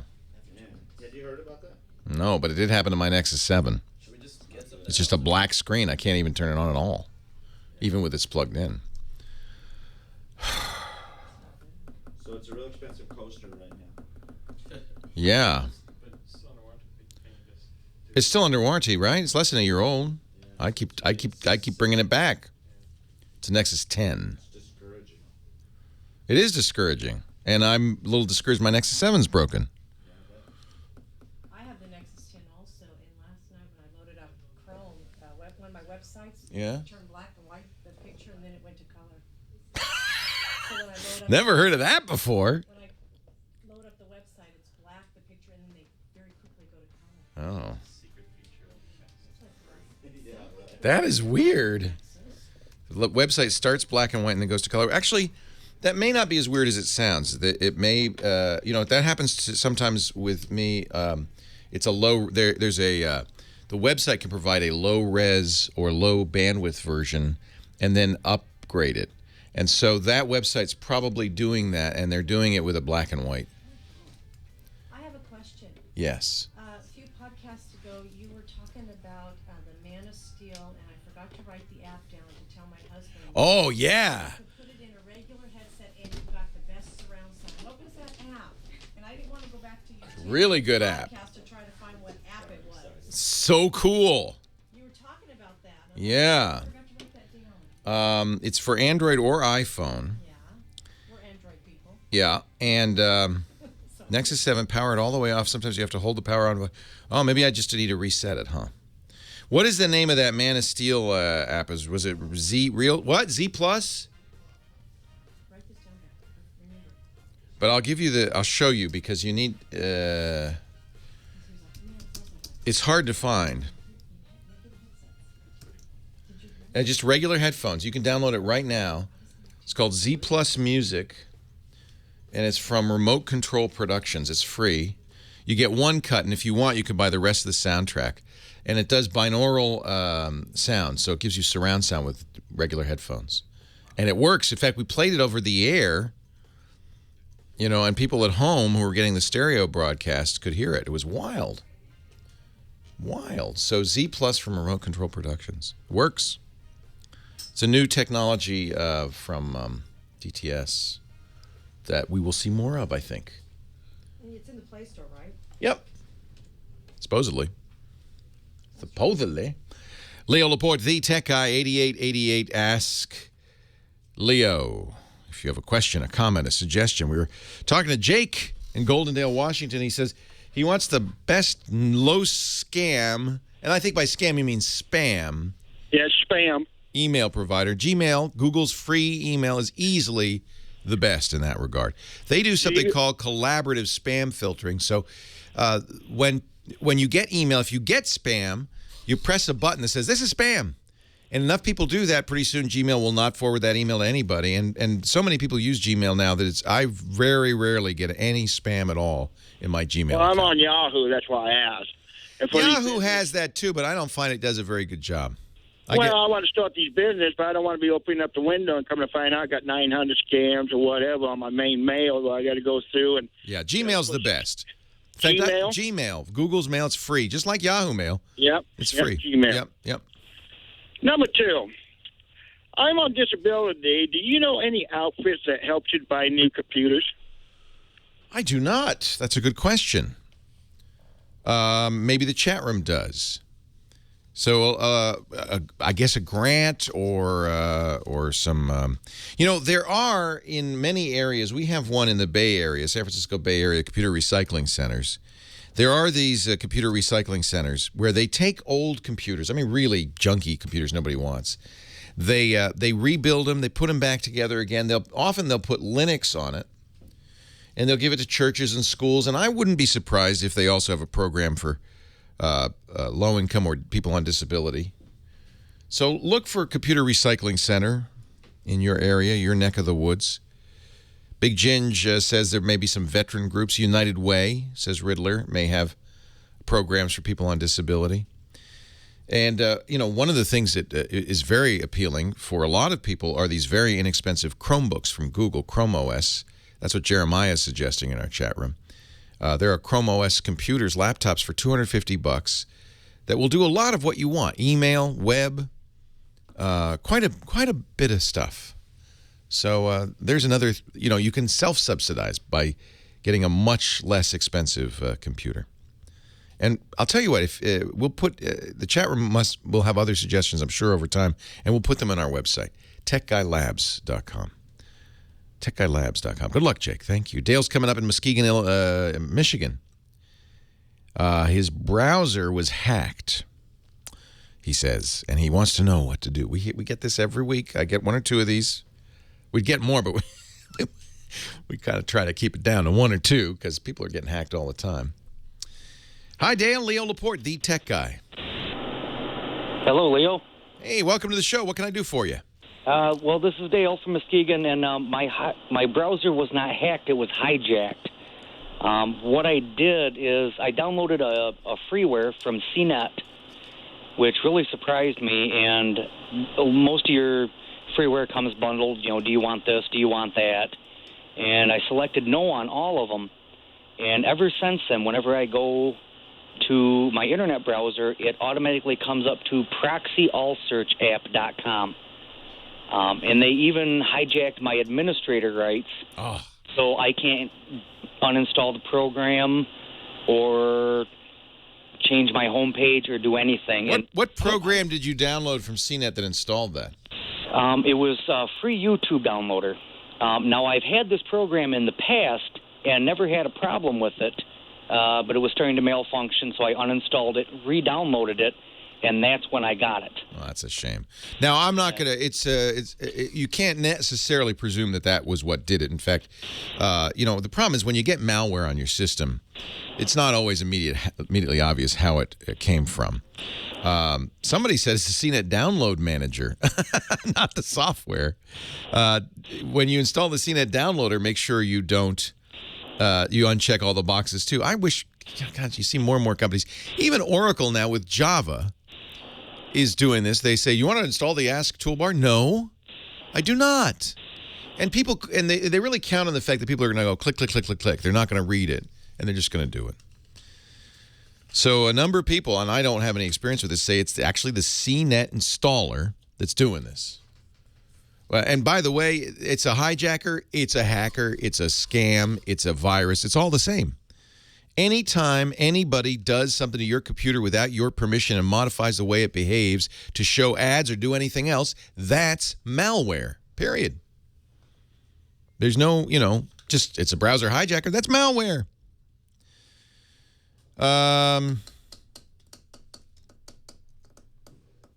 Proxy All Search hijacks your browser to change the homepage and the default search provider. That's malware. It changes your administrative logon. That's really malware. So you want to get rid of it. The problem is it's very hard to get rid of, and there are many variants of it. And you can search for Proxy All Search, and you'll find there are many, many pages that say we can remove it.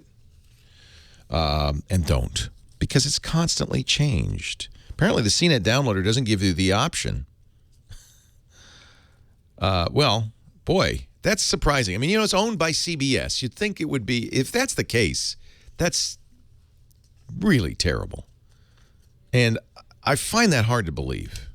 But everybody in the chat room seems to agree this is happening with the CNET downloader. Horrible. It may not be criminal, but boy, it borders on it. It's a browser hijacker object. Everybody in the chat room saying, yeah, that happened to me when I downloaded something from CNET. Yep. CNET's downloader. Yep. It's hidden. Started about a year ago, says Bethel. There's no checkbox. You can't uncheck it. That is just so disappointing. So disappointing. A major company like that, to do that kind of thing to people, I am appalled. You're going to have to reboot into safe mode, and you're going to have to, I would go to, there are quite a few pages that describe this and how to remove it. And as I said, it may or may not work. It's certainly not going to be harmful to do it, although sometimes the more aggressive removal techniques can actually cause a computer to have problems getting online, and that's not the removal tool's fault. It's just that the bad guys, when they install this stuff, install it, if they can, in such a way that you cannot remove it. Bleepingcomputer.com has some very good articles on this kind of stuff, and I do trust them, at least for now. I trusted CNET. Wow. It's just very disappointing if that's the case. And I don't want to indict them without more information, but it seems a very strong consensus from the folks in our chat room, 1,000 strong, at least a dozen have said, yeah, it happened to me from CNET too. Bleepingcomputer.com has a removable tool. So does Major Geeks. That's another good site where they have lots of information on removing malware. But my caution to everybody, as always, is it's hard to get rid of malware. Once you're infected, really the only thing that's a sure bet is to reinstall Windows from a known good source, i.e. your Windows install disk. Because this stuff is insidious. It burrows deep. And sometimes you could think you've gotten rid of it, and you haven't. And stuff that's more malicious but not so visible is there. Just disappointing. Just so disappointing. I'm sorry that happened to you, Dale. Leo Laporte, the tech guy. Hour 3 coming up. I cannot believe CNET. That can't be. It's, They put a downloader on front of every file that you download from there. yeah. And it wants to install all kinds of crap. Does it give you options? Checkbox? Yeah, once you download it, you have to uncheck boxes all over the place. I mean, it's pretty bad. It's just, it's unconscionable. Download.com, feedback form. Abandoned CNET installers report repeatedly full of malware. I mean, we're hearing it a lot of places. Is there a response from CNET?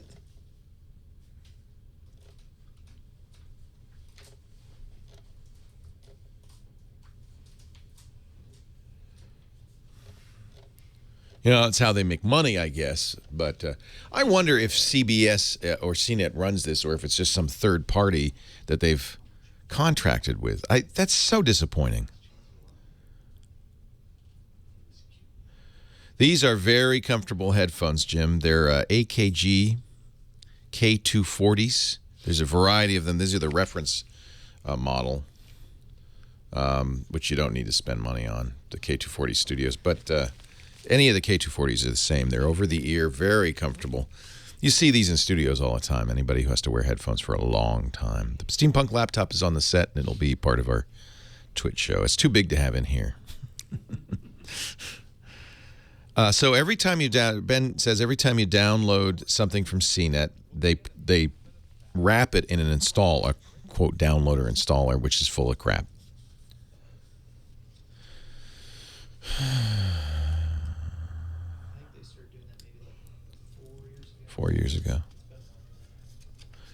Well, and the problem is it's a slippery slope. So at first they probably had checkboxes to opt out, and it was just things like the Ask toolbar, things that are not really malware, but that you probably don't want, but they're not malware. But anything that hijacks your browser's homepage is malware, period. End of sentence. And so it was probably a slippery slope. They slowly added different things, and now they've just got crap. It's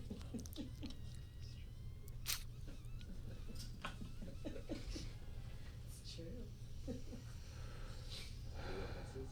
Is his Apple or Android? Is my what? What kind of shoes you have on? My shoes are Apple. No.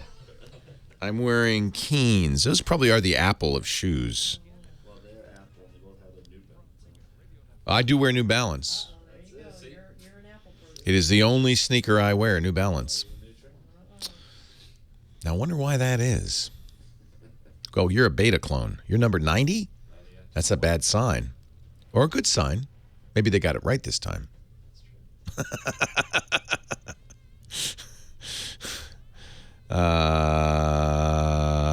Wow. Don't get stuff from download.com, I guess.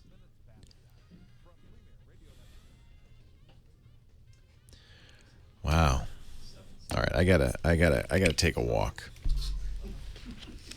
Gotta go see a man about a dog. Is Dr. Mom, are you still in there? My doctor finally put me on some high blood pressure medicine. Very mild, but my blood pressure has just not gone down. Terazosin, does that ring a bell? Used to be called, it's a generic for Hyrite or something like that. It's an alpha blocker, not a beta blocker. Yeah, that's why I wear New Balance, because I got very wide feet. I got spatula feet. Yeah. Spatula feet. I returned. They're like flippers, but they're short. They're short, but they're fat.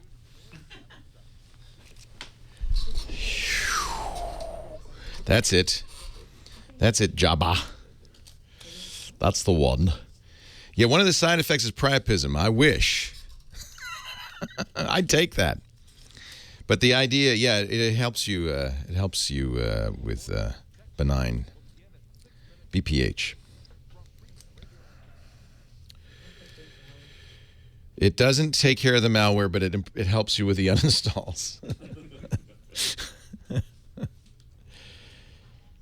Don't use the download accelerator. But do you have to or not? Is there just a regular? Yeah, my prostate's kind of. I wish. Why am I talking about this? Go away. Thank you.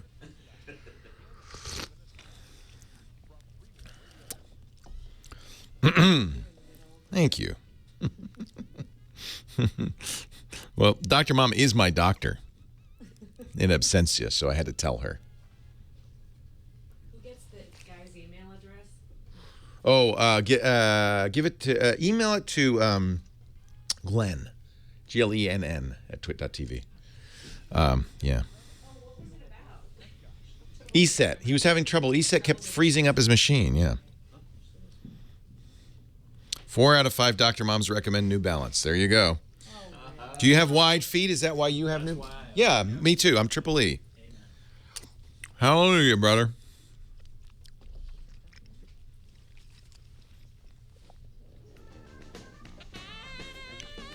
I like Asics. I wore Asics for years, but I went to a running store in Santa Rosa, and they looked at my gait and all that, and they said, "This is what you should wear."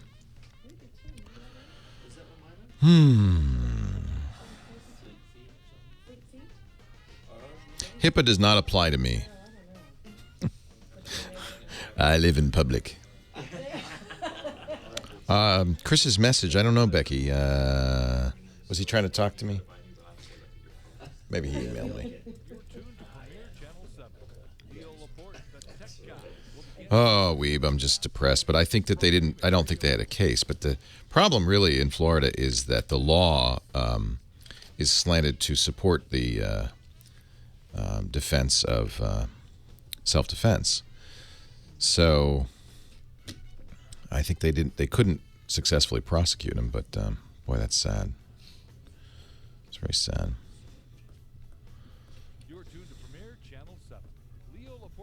Oh, he'll be traveling next Sunday. Got it. Okay. Thank you.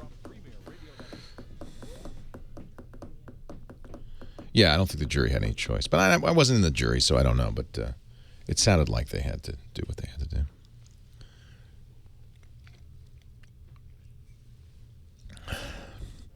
I did take saw palmetto and pumpkin seed oil and a variety of other stuff. Then I decided to see a doctor.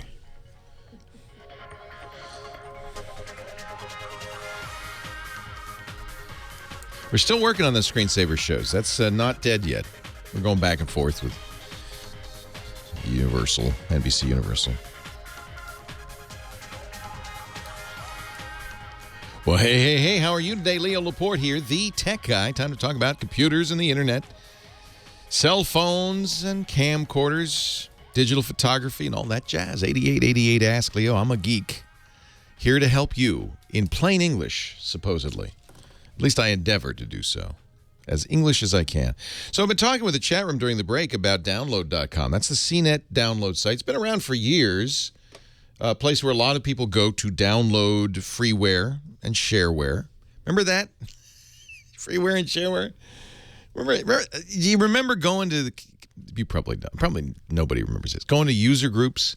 And there'd be the user group. One of the positions, the users groups, where they get every month you get together and you talk about your problems you're having with your TRS-80 computer or whatever. And there'd be a librarian in the back with a table full of floppy disks loaded with software. Remember that? No, you don't. So, but I do. Now, of course, with the internet, all of that shareware, all that freeware is available just by going online to download it. And frankly, I think in most cases, the best place to do it is from the company that offers it. Now, it doesn't mean you're not going to get stuff put on your system, but in general, I think it's a safer bet. The problem is when you go to somewhere like download.com, they're aggregating downloads from other sources, and they need to pay for that. And so apparently what they're doing, and in fact, if you look at download.com, it's jammed with ads for junk products, registry cleaners, things like that. So that's a bad start. And they've got downloads, but apparently what happens when you say, I'm going to download something from a download.com, and what's nice is they have CNET reviews and so forth, but apparently when you start to download something from CNET.com, it wraps the file in an installer, a CNET-provided installer, and that has stuff with it. And that's the thing you got to be careful about, because I guess in an endeavor to make a little money on the side, they're bundling in little things into the installer. So I just downloaded something from CNET on my Mac because I didn't want to do this on a Windows machine. And yeah, it does in fact have an exe program wrapped around the program I wanted to download that I have to run first. I'd be very careful when you run that. Make sure you uncheck all the boxes. But it sounds like you don't always have the option to turn off the things. If they're indeed installing things like browser hijacker objects, that's wrong. That's just wrong. So my recommendation at this point is not to use download.com. If you can, go to the site that you always want to do that. Support the author that created the freeware. That'd be my strong recommendation. And shame on CNET for doing that. That's just not okay. Bobby, Harrison, Arkansas. Leo Laporte, the tech guy. Hi, Bobby. Oh, hello, sir. How are you? I'm great. How are you? I'm great. I thought one of the best utilities that you can download, and it costs absolutely nothing. You can get the Pro, which you pay for, but this is called Advanced System Care. No. 6.2. No. Do not use it. Uninstall it. Do not listen to anybody who recommends you get it. Hi, how do you pronounce your name? Lahel? Yes, it is. Okay. Hi, Lahel in Los Angeles. How are you? I am doing great. I got a tiny problem. Oh, turn off your radio. You're getting a little... I just did. Yeah. That'll confuse the heck out of you because we have a 40-second delay. So you'll ask a question and you won't get your answer for another 40 seconds. That's not good. Yeah, no, it's off. Okay. But my question is, I have a tablet, which is a Samsung 10.1 tablet. It's about a year and a half old, and I do presentations. Now, I do have a laptop, so I can take my laptop, which is big and bulky. I don't like it. No, that's what a tablet's great for, right? Yeah, but I draw it. Yeah, yes. Sorry, I heard your question. What kind of tablet is it? Yeah, 40 seconds later. What kind of tablet is it? It's the Samsung 10.1. Oh, yeah, you said that. Okay. So it's an Android tablet. It's an Android. Yeah. I do not like Apple, so that's why I did not buy Apple. Unfortunately, Apple, the iPad is absolutely the best for presentations because it comes with, or you can buy for $10 Keynote, which is easily the best presentation program out there. I don't know, and Prezi is also available. I don't know what's available on Android, but I don't think there's anything comparable available on Android. It's not even that. My problem is, how do I hook it up to the projectors? If I go into these rooms... Another reason to get an Apple. I know you hate Apple, but let me tell you, they've solved this. So here's the deal. You get an iPad and you get an Apple TV. You carry both of them with you. You hook the Apple TV up to the projector. Most projectors now have HDMI in. It will need HDMI in. And then you AirPlay the contents of your iPad without wires magically to the Apple TV, which then projects it on the wall. Right, which I see all over the place, but that works quite well. Now you can on Android. They have, there's Samsung has some AirPlay-like solutions, DLNA and so forth, but you have to have some device on the other end that will give you, access. And a lot of projectors do not support it. New TVs do. Right. Yeah. The problem is when I go into these places, they're hooked up with nice projectors, but Right. You don't have any TVs input. in the back, but So an iPad would solve it. There's VGA dongles for the iPad. So if it's a VGA, if it's a really old device, everything supports VGA. You could do that. If you have a $99 airport with you or Apple TV with you, you just plug that in. I know you hate Apple. I understand that, but it really is the solution. Yeah, well, hate is maybe a strong word. I just like the Android system so much better. They integrate with everything I have. You know what phone I carry? A Galaxy S4 and HTC One. You won't see me with an iPhone. I agree with you. So I'm trying to find a solution for my Android device without having to buy another tablet. You know, my wife and I both have tablets, and it's now having a third tablet would be a waste of one of them. Yeah, well, I don't blame you. So the Samsung does have, I believe that Samsung has HDMI out. You can buy a special cable for it. So if there's a projector with HDMI, did you have presentation software on your tablet that you like? I haven't even got that far because I haven't been able to get anything to hook up to the projector. Yeah. When I first bought the tablet, I went on the Samsung site and I went every place possible to see if I can buy an adapter. I haven't even seen an adapter, but I guess maybe now they have it. I haven't looked in the last 6 months because I got... Yeah, as well, unless I'm completely confused. You have to get it from Samsung because they've wired their micro USB oddly. But they sell, it's called MHL, and they sell an MHL HDMI adapter. It's not very expensive, maybe $30. Okay. You can get it on Amazon. That'll give you HDMI. Okay. And most projectors in modern areas will have that. If you may need an HDMI to VGA converter. Then you got to find a presentation program, and I'm not sure really what's a good presentation program on Android. Maybe our chat room can help us with that. That would be good, or I guess... There are websites. Somebody's reminding me. There are websites that do a very good job. Slides, slid.es, for instance, is a presentation program that's on the web. So you'd use your browser. And actually, that's pretty good. Prezi, Prezi is good. It's interesting. But, yeah, maybe Slides would be the way to go. slid.es, that could be your presentation program. You run that in the browser, in Chrome or whatever browser you choose to use.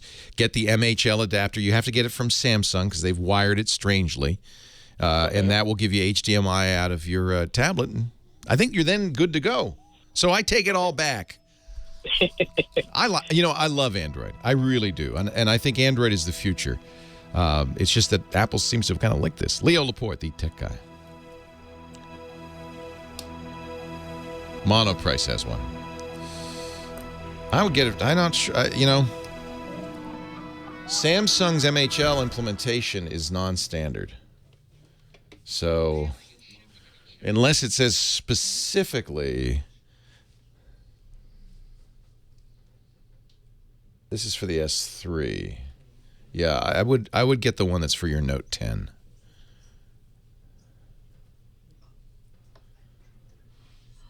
I do talk about it all the time, Stardate and so forth, but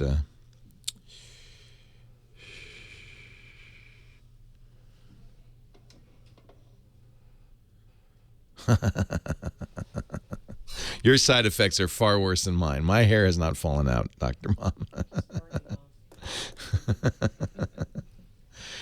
Yeah, I don't know what I should do for 1,000. We don't really have a lot of time to prepare. It's 2 weeks from now.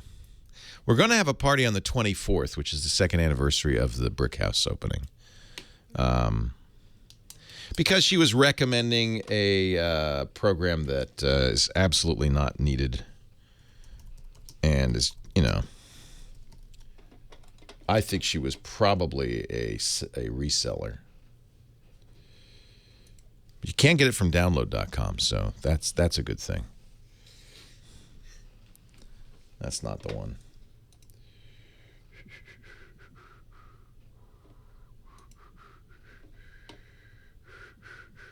You don't need these. These programs really come from an era where Windows really needed a lot of help.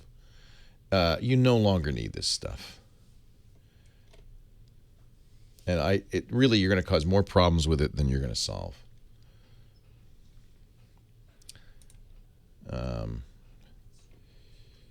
$50,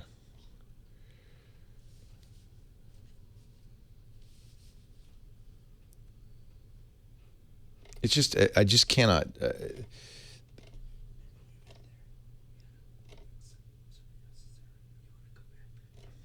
PC Magazine gave it 3 out of 5. It's just not good stuff. Leo Laporte, the tech guy, 8888. Ask Leo is the phone number. Pat is in Forest Hills, California. Leo Laporte. Hi, Pat. Hello, Leo. Good to talk to you. It's good to talk to you, too. I'm here talking to you about trying to program. You want to be a computer programmer, huh?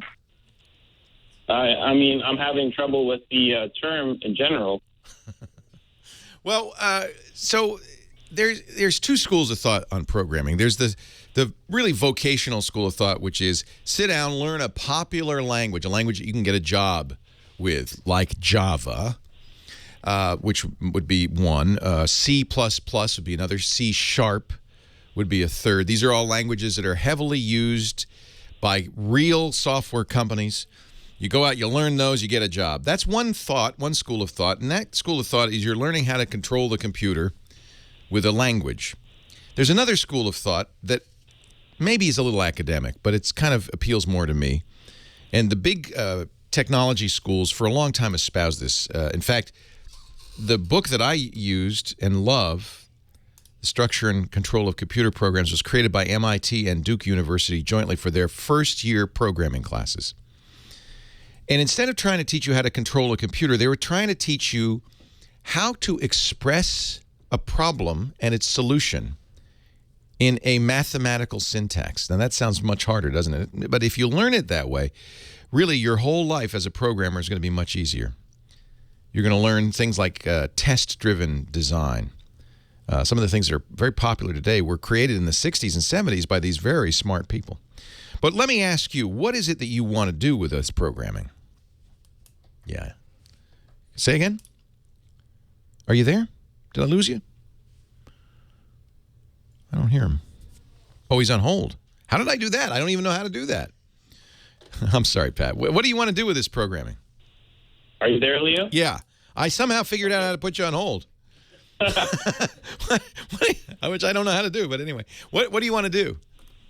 You know, Leo, I want to record visits that I have with people. I want to record visits. That's not programming. I don't understand what you're saying. You want to record audio? No, I want to record the time that I have with people, so I use the application Calendar.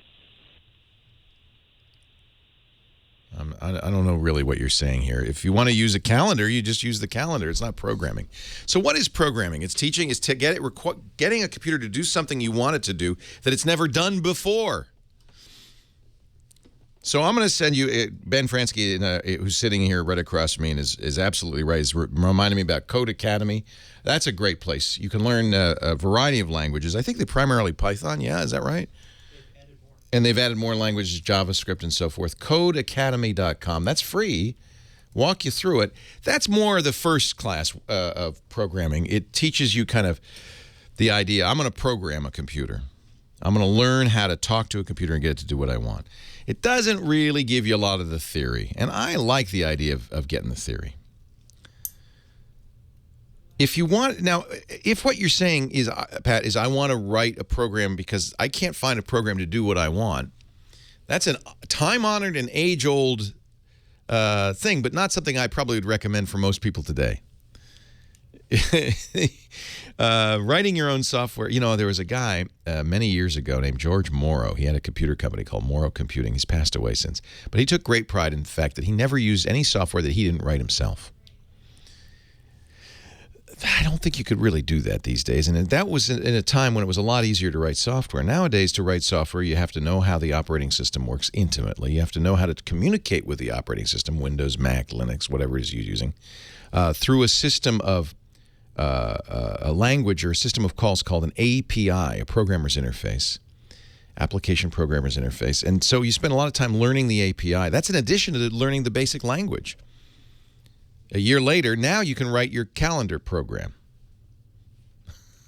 I think you'd be better off looking for a calendar program than trying to write one from scratch. On the other hand, the skill of programming is probably one of the best skills you could learn today.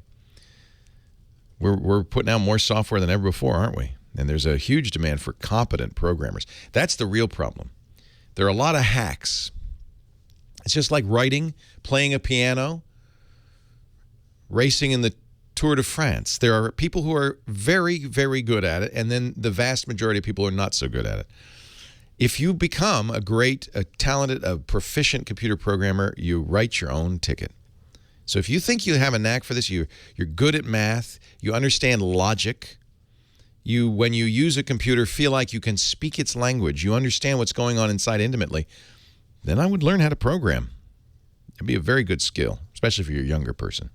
Pam in Studio City, Leo Laporte, the tech guy. Well, I have a few comments. Okay. First of all, I have fat flippers too. We were talking. Now that was off air, so nobody knows. We were talking about shoes, and we got two guys in here wearing New Balance sneakers, which I wear too. And I said, "Well, why do you wear New Balance?" Because we're Triple E. Me too. We have wide feet. I have wide feet too. Like a duck. And short. And short. But is your balance very good, Pam? Because mine is. You couldn't knock me over if you tried. No, I wear New Balance. It's because my center of gravity is about 3 feet off the ground. What can I do for you? First of all, I wish I could help that Patty out. I have so many of those old machines. You have she was a woman who wanted to take her VHS tapes and make DVDs. Of them in the garage. Oh, well, you know what? I'm going to see if I can put you on hold. I think I've learned the technique somehow, magically.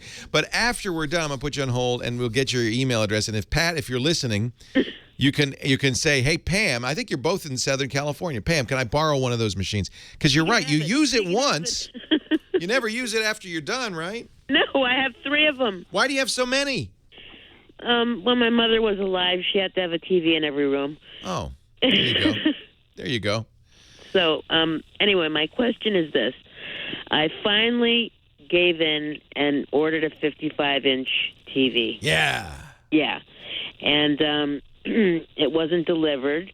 I ordered a Samsung, and basically what they delivered was a smart TV, which I don't want because I have Roku and I have cable. Right. But, all the higher-end TVs are smart nowadays. Yeah, but I just need a dumb TV because I don't need to spend... You got the smarts. The smarts is external. You already have a brain. No need to put it... But does Samsung even make a dumb TV?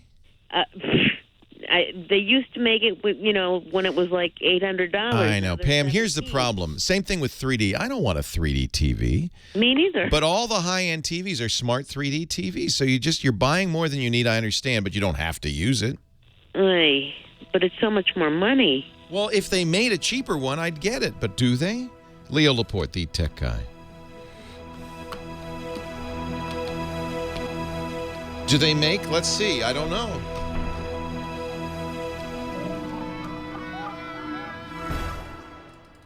It may be that they just, it's so easy for them to build in the silicon.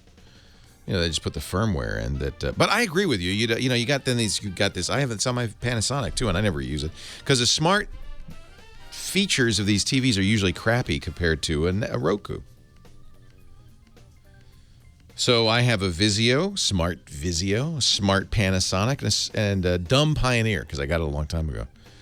And all of them have Apple TVs or Rokus or some sort of net device on. And I always use those. I never use the smart features.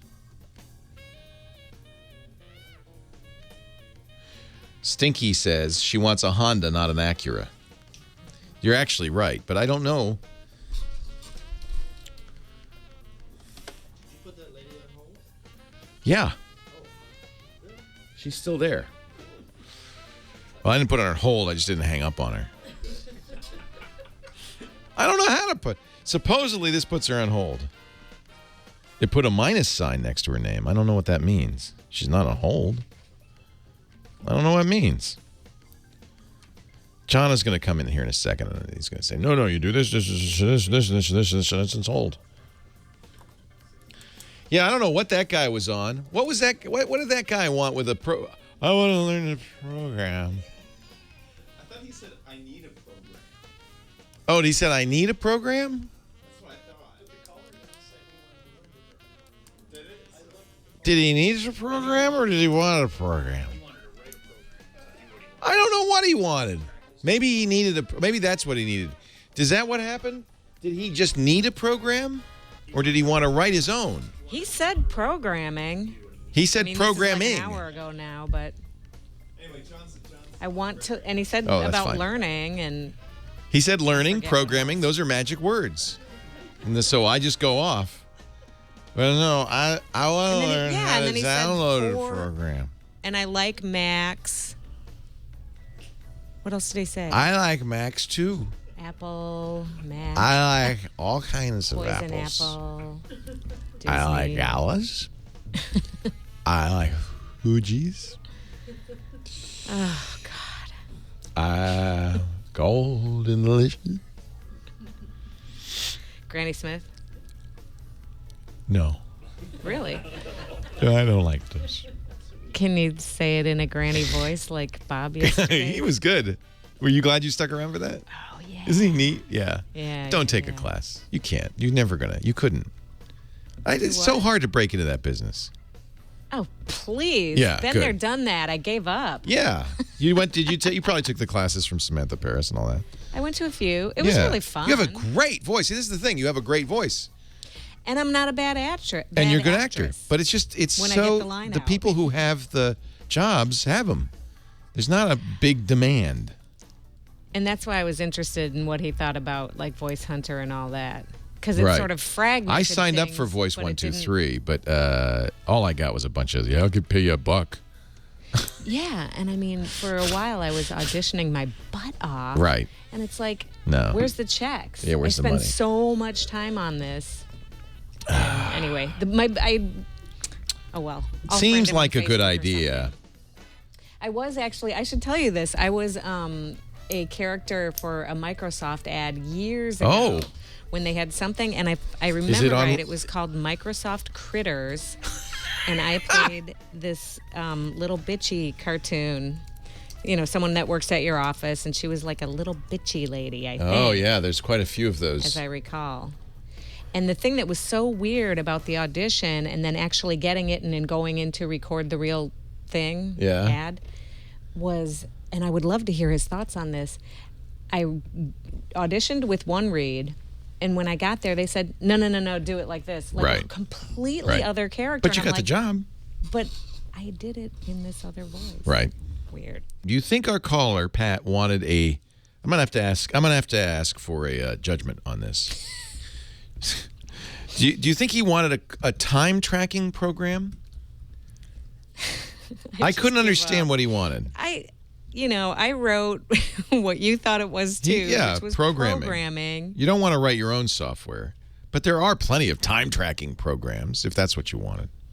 Anyway, I don't know. Let's go back to Pam in Studio City. So Pam Yes. doesn't want to buy a smart TV. No, and I wanted to ask you, what about plasma? What's better? Well, if all you're talking about is the quality of the screen, plasma is better.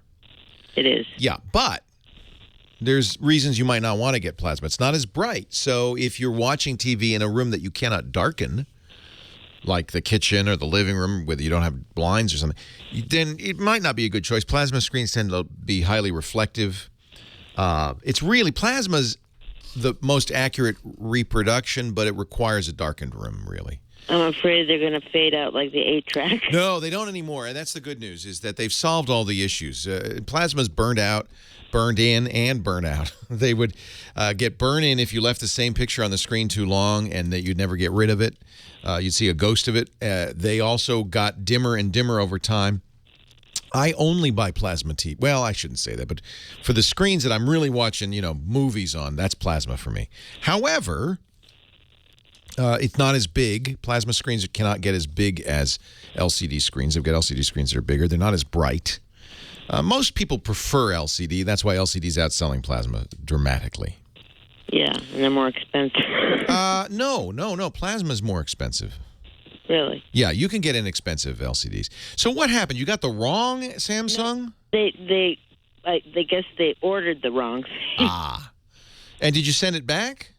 Well, I never picked it up because You didn't want it? Yeah, it was, Well, you know, So now I'm thinking to go back in and. Here's what I would do. Plasma's better. Here's what I would. No, don't change your tune. I think the Samsung LCDs, LED backlit LCDs, are very, very good. Here's what I would do. Do some research online. And, you know, one easy way is Amazon. You're not necessarily going to buy it from Amazon, but you can go through the Samsung store on Amazon, look at all the models they have, and they have a lot of information about the specs. And you can choose one that doesn't have the smart TV. If they have it. I mean, it's so cheap for them to put it in that they may not even make it. You know, it's just a little chip. Yeah. You don't have to use it. Even the inexpensive Vizios. I just bought a 55-inch Vizio for $600. It has smart TV. Oh, God. How's quality, though? Yeah, the quality's good. You might look at the Vizios. The big box stores, Costco, Sam's Club, places like that tend to sell them. Vizio is not the premier brands like, you know, Pioneer, Panasonic. Well, Pioneer's out of the business. Panasonic, Sharp, Sony, LG. And Samsung, LG. Those are the big brands. And then the second-tier brand like Vizio. Vizio specializes in making very high-quality stuff for much less money. And I think Vizio's very good. And this is going to be your first 55. It's going to look so much better than anything you've had. Okay, so plasma. No, I think you probably would be happier with an LCD. Okay. Don't listen to me.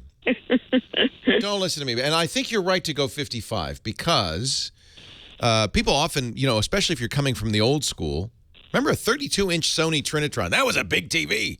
No, it was 27. Yeah, 27. I remember my first 21. Those were considered big. Not anymore. That's tiny. Yeah. Partly because they're flat panel, so you don't have that big protrusion in the back, so you can get bigger screen sizes. And you know, if you want to really enjoy shows nowadays, you want a screen that's going to be pretty big. If you're sitting 10 feet away, you want 55 inches or even bigger. Well, in the other room, I haven't set it up yet, but I have a Mitsubishi, I think, 60-inch. Oh, so you're used to a big screen then? No, it's not set up yet. Oh. Well, someday you'll be used to it. So I'm looking at, somebody in the chat room said, try the Samsung 6300. That's a $1,000 55-inch LCD. Let me just, no, it's smart. You can't get away from smart TV because it's basically free. They just throw it in. And 3D comes with it? Yeah, almost always because just in case. Don't worry, you don't have to use it. You can still use your Roku. You're right. Every TV I have is a smart TV, and I still use a Roku or an Apple TV. It just seems like it takes up more, like, you know, like a spam. Nah, you don't even see it. The only issue is there's a 3D button and there's a smart TV button on the remote. Okay. That's the only thing that it changes. In every other respect, you don't see it.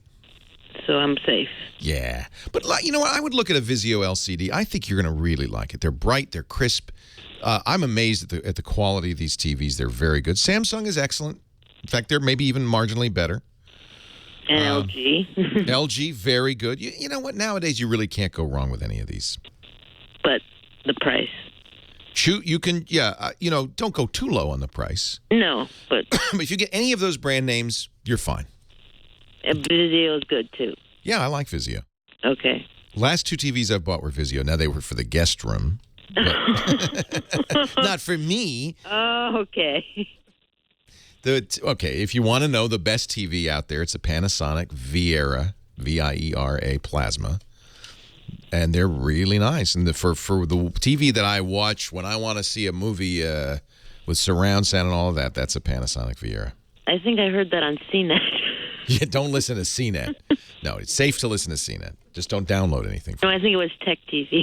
Yeah, it might be. We're you know, we've talked about it. Scott Wilkinson and I have talked about it, and it's generally considered by all experts in the last couple of years, the Panasonic Vieras are absolutely the best. There are three levels. There's the VT, the I can't remember, the XT, the VT, and the something else T.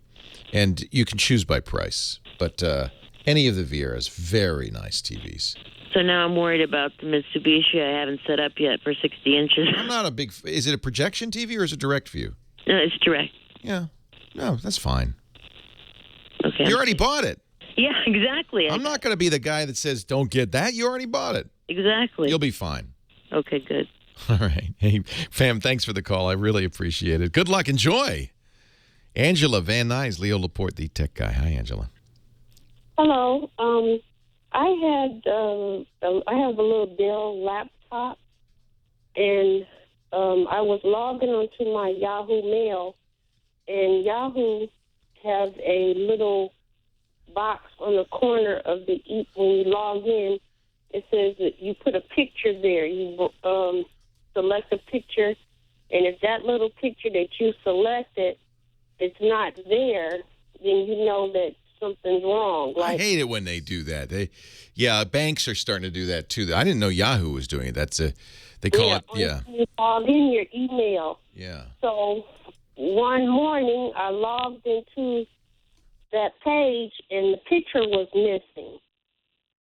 They weren't. It's telling you, in other words, that it might not be the real Yahoo email that you're logging in. Here's how you tell. I don't know about from pictures. In fact, I don't have pictures in, these, sometimes they call it site image, or there's different names for these. The banks do it. I don't even know why this makes it more secure or why they think it does. Here's what you want to do. You want to look at, you're doing it in a browser, right? Yeah. You want to go to the top of the browser. There's a little window. That's where you type in the address that you go to. And you want to look at that window, and you want to make sure it may say many things, but that the stuff that precedes the .com is Yahoo. They can't fake that. They could have yahoo.hacker.com. That wouldn't be Yahoo. But if you see yahoo.com, you're on the right place. Leo Laporte, the tech guy.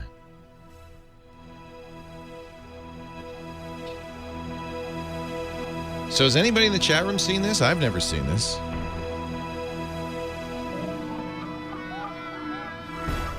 On Yahoo Mail. Huh? Is it?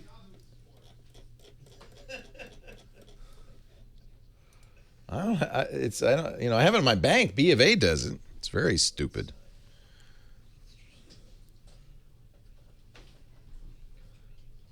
No, even if you hijack the host file, that's fine, because the browser will show the actual address you're at. If they hijack the host file, it will show where you are or a number, but it will not. But if it shows yahoo.com, hacker.com/yahoo.com would be bad. You're right. So actually, maybe it is tricky for real people.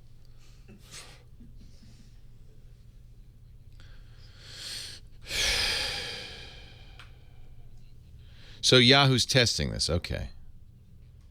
Nobody's DNS cache poisoning this lady, I promise you. I can pretty much guarantee you. So Dr. Max sees it. So some people have it. I don't. I've never had it. I have Yahoo Pro Mail, the paid Yahoo Mail. The sign-in seal.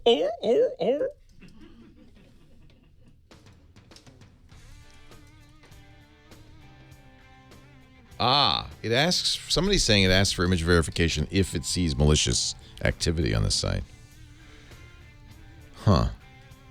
They have a website about it, protect.login.yahoo.com. Give password scams the boot. All right. Well, if she's seen it before and she doesn't see it now, that probably is something to be concerned about, right? Oh, you create the seals and you add them to your pages. That's kind of interesting. Okay. This is good. Thank you for finding that, Ben. What's nice is that you make the image yourself. If somebody's doing a man-in-the-middle attack, it's not going to help you probably, but create a text seal or upload an image. I'm going to upload an image. Let's choose something silly. Yeah, nobody could have that. Nobody could possibly have that. God, they really make that ugly, don't they? All right, save my seal. This computer is now set up to help you recognize a genuine Yahoo sign-in page. So it's only on the computer you use, or you did it with. Okay. Maybe that's what she's having a problem. Hey, there's the dude.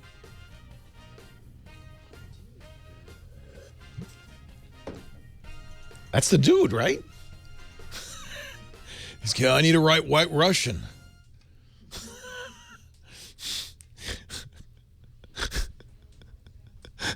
CNN, the dude's on CNN. Yes. Yes, of course. All right, we've done a little research, and thanks to Ben Fransky, who's visiting us today. Yahoo does do this, but you have to turn it on. So if you want to, and I think it's not a bad idea, if you go to protect.login.yahoo.com, you can attach an image to your login. Now, but it's only set up on the computer that you use. So if you are using another computer, you won't see it. You'll have to set it up on each computer.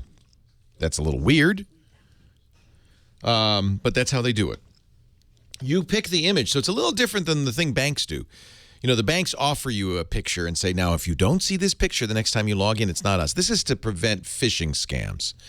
It's moderate protection. It's not significant protection. You understand how a phishing with P-H-I-S-H-I-N-G, scam works is they send you a link or an email with a link that says, oh, this is Yahoo. And your bank even, your account has had some strange activity. Please click this link, log in, and verify the activity. And you go, oh, no, I hope I haven't been hacked. And the link, by the way, has a big Yahoo logo or a bank logo next to it. So you click that, and you're pulled to a site that looks just like your Yahoo, right? Except if you look closely, it won't be a yahoo.com domain. It might be a hacker.com/yahoo.com or hacker.com or yahoo.hacker.com. It might say Yahoo, but it's got to say in the main middle part of it, this is why it's so hard. It's got to say yahoo.com before it says anything else.com. Let's put it that way. The very first .com in there should be Yahoo. If it's not, then you have been sent to us. And by the way, it shouldn't be spelled Yahoo, Y-A-H-00. That's not Yahoo. You know, I've had this happen to me. I went somebody sent me a link, a direct message in Twitter, and said, click this link. And it was T-V-V-I-T-T-E-R. The two V's looked kind of like a W. If you weren't paying real close attention, you might say, oh, yeah, that's Twitter. No, it looked just like Twitter, but it wasn't. And had I entered my credentials, the bad guy would have my login and password. So that's what they're trying to do. They're trying to get you to think you're on Yahoo. You enter your password, you click OK. It will maybe then go away, or it may offer you some other choices, whatever. They're trying to get information out of you.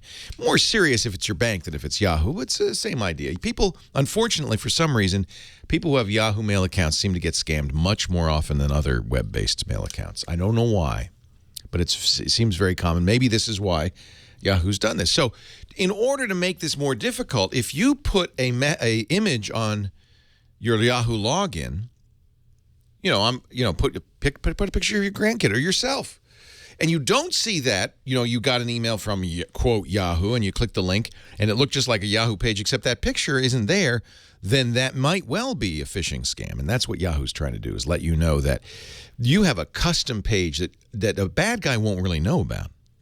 Bad guy knows what the public Yahoo page looks like, but they don't know that you've put an image on it. So in that case, this is not a bad idea. So to answer your question, now that I've done some research, and I apologize, I didn't know about this. I'd never been offered this. I guess maybe they offer it to people who, when they're concerned that there's been some odd activity on there. If you have turned this on, that's good. And when you don't see that image on the same computer, it's computer specific, unfortunately, then you should double check. If you get an email that says there's trouble at the mill, hand enter the URL. That's the best thing to do. Don't click a link in an email and go there. It's very difficult to verify that that's really where you're going. If you get a message from your bank, bankofengland.com, type it in. Just say, oh, wow. Okay, well, let me go to, and you go to the top of your browser and you type in bankofengland.com. Then you're going to the right place. If you get an email from Yahoo saying, oh, your account's been hacked, don't click the link in the email. Clicking links in email is dangerous. Clicking links in instant messenger is dangerous. Type the link in by hand, you'll be fine. And in this case, I think you're probably right to be a little concerned. If you've set up that image, you want to see that image whenever you're going to Yahoo. Now, if you entered it in by hand and you didn't see it, then there might be something wrong. But if you clicked a link in an email, you went to a page that looked like Yahoo but was missing that custom image, that's good. That means you're not where you think you are, and you should stop, close the browser. So I'm glad you called, actually. That there's reason to pay attention to that. There are particularly malicious bad guy has other ways of getting in there that would bypass that issue, but it will protect you against these common phishing scams. Sam in San Diego, Leo Laporte, the tech guy. Hello, Leo. Yeah.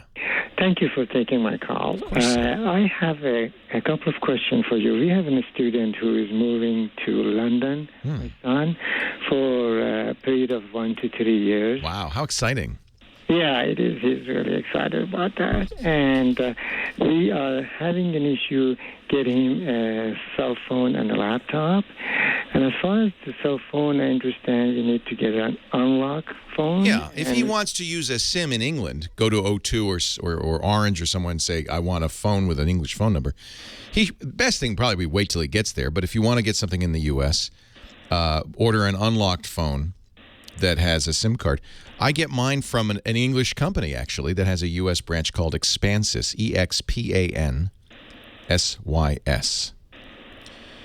And you can easily buy an unlocked phone there, and including the top-of-the-line Samsung Galaxy S4 and things like that. Does it matter because of the operation whether you get the Samsung or iPhone? Or? No. In fact, there is a little out on the Verizon iPhone. They have a SIM card in there that's unlocked. So if he's coming back to the States or he's not going to England for a while, you can get a Verizon iPhone right now that he can use as an unlocked iPhone in England. Oh, really? Yeah, the iPhone 5 only. So we have iPhone here right now, and there are 5. So if it's from Verizon, it's only Verizon that doesn't lock them.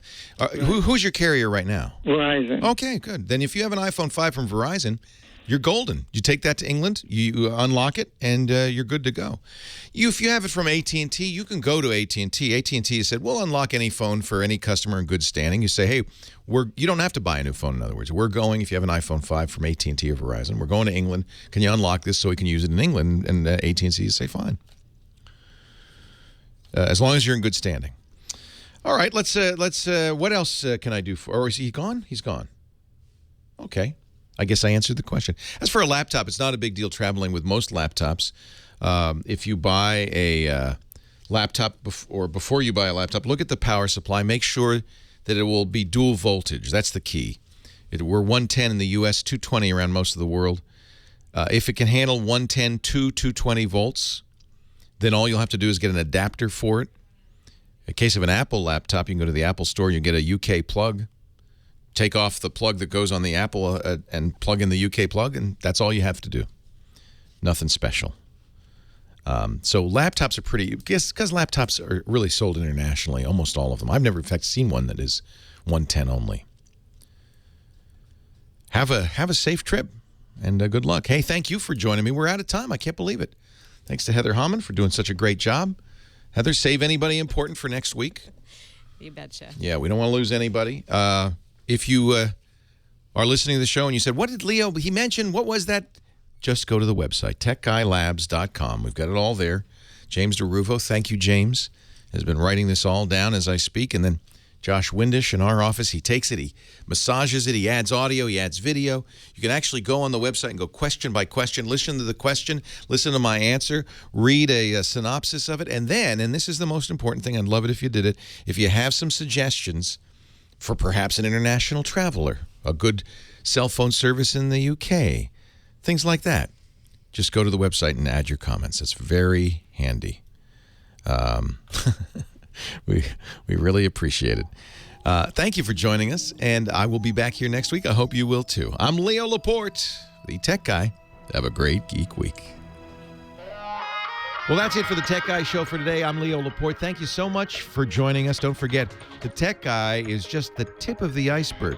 We do nearly 30 shows now on the Twit Netcast Network, and you'll find them all at twit.tv. We talk about Windows on Windows Weekly, Macintosh on Mac Break Weekly, iPad on iPad Today. You get your daily dose of tech news from Tech News Today, and our weekly roundtable show, This Week in Tech. It's all at twit.tv. And I'll be back next time with another great Tech Guy podcast. Thanks for joining me. See you next time.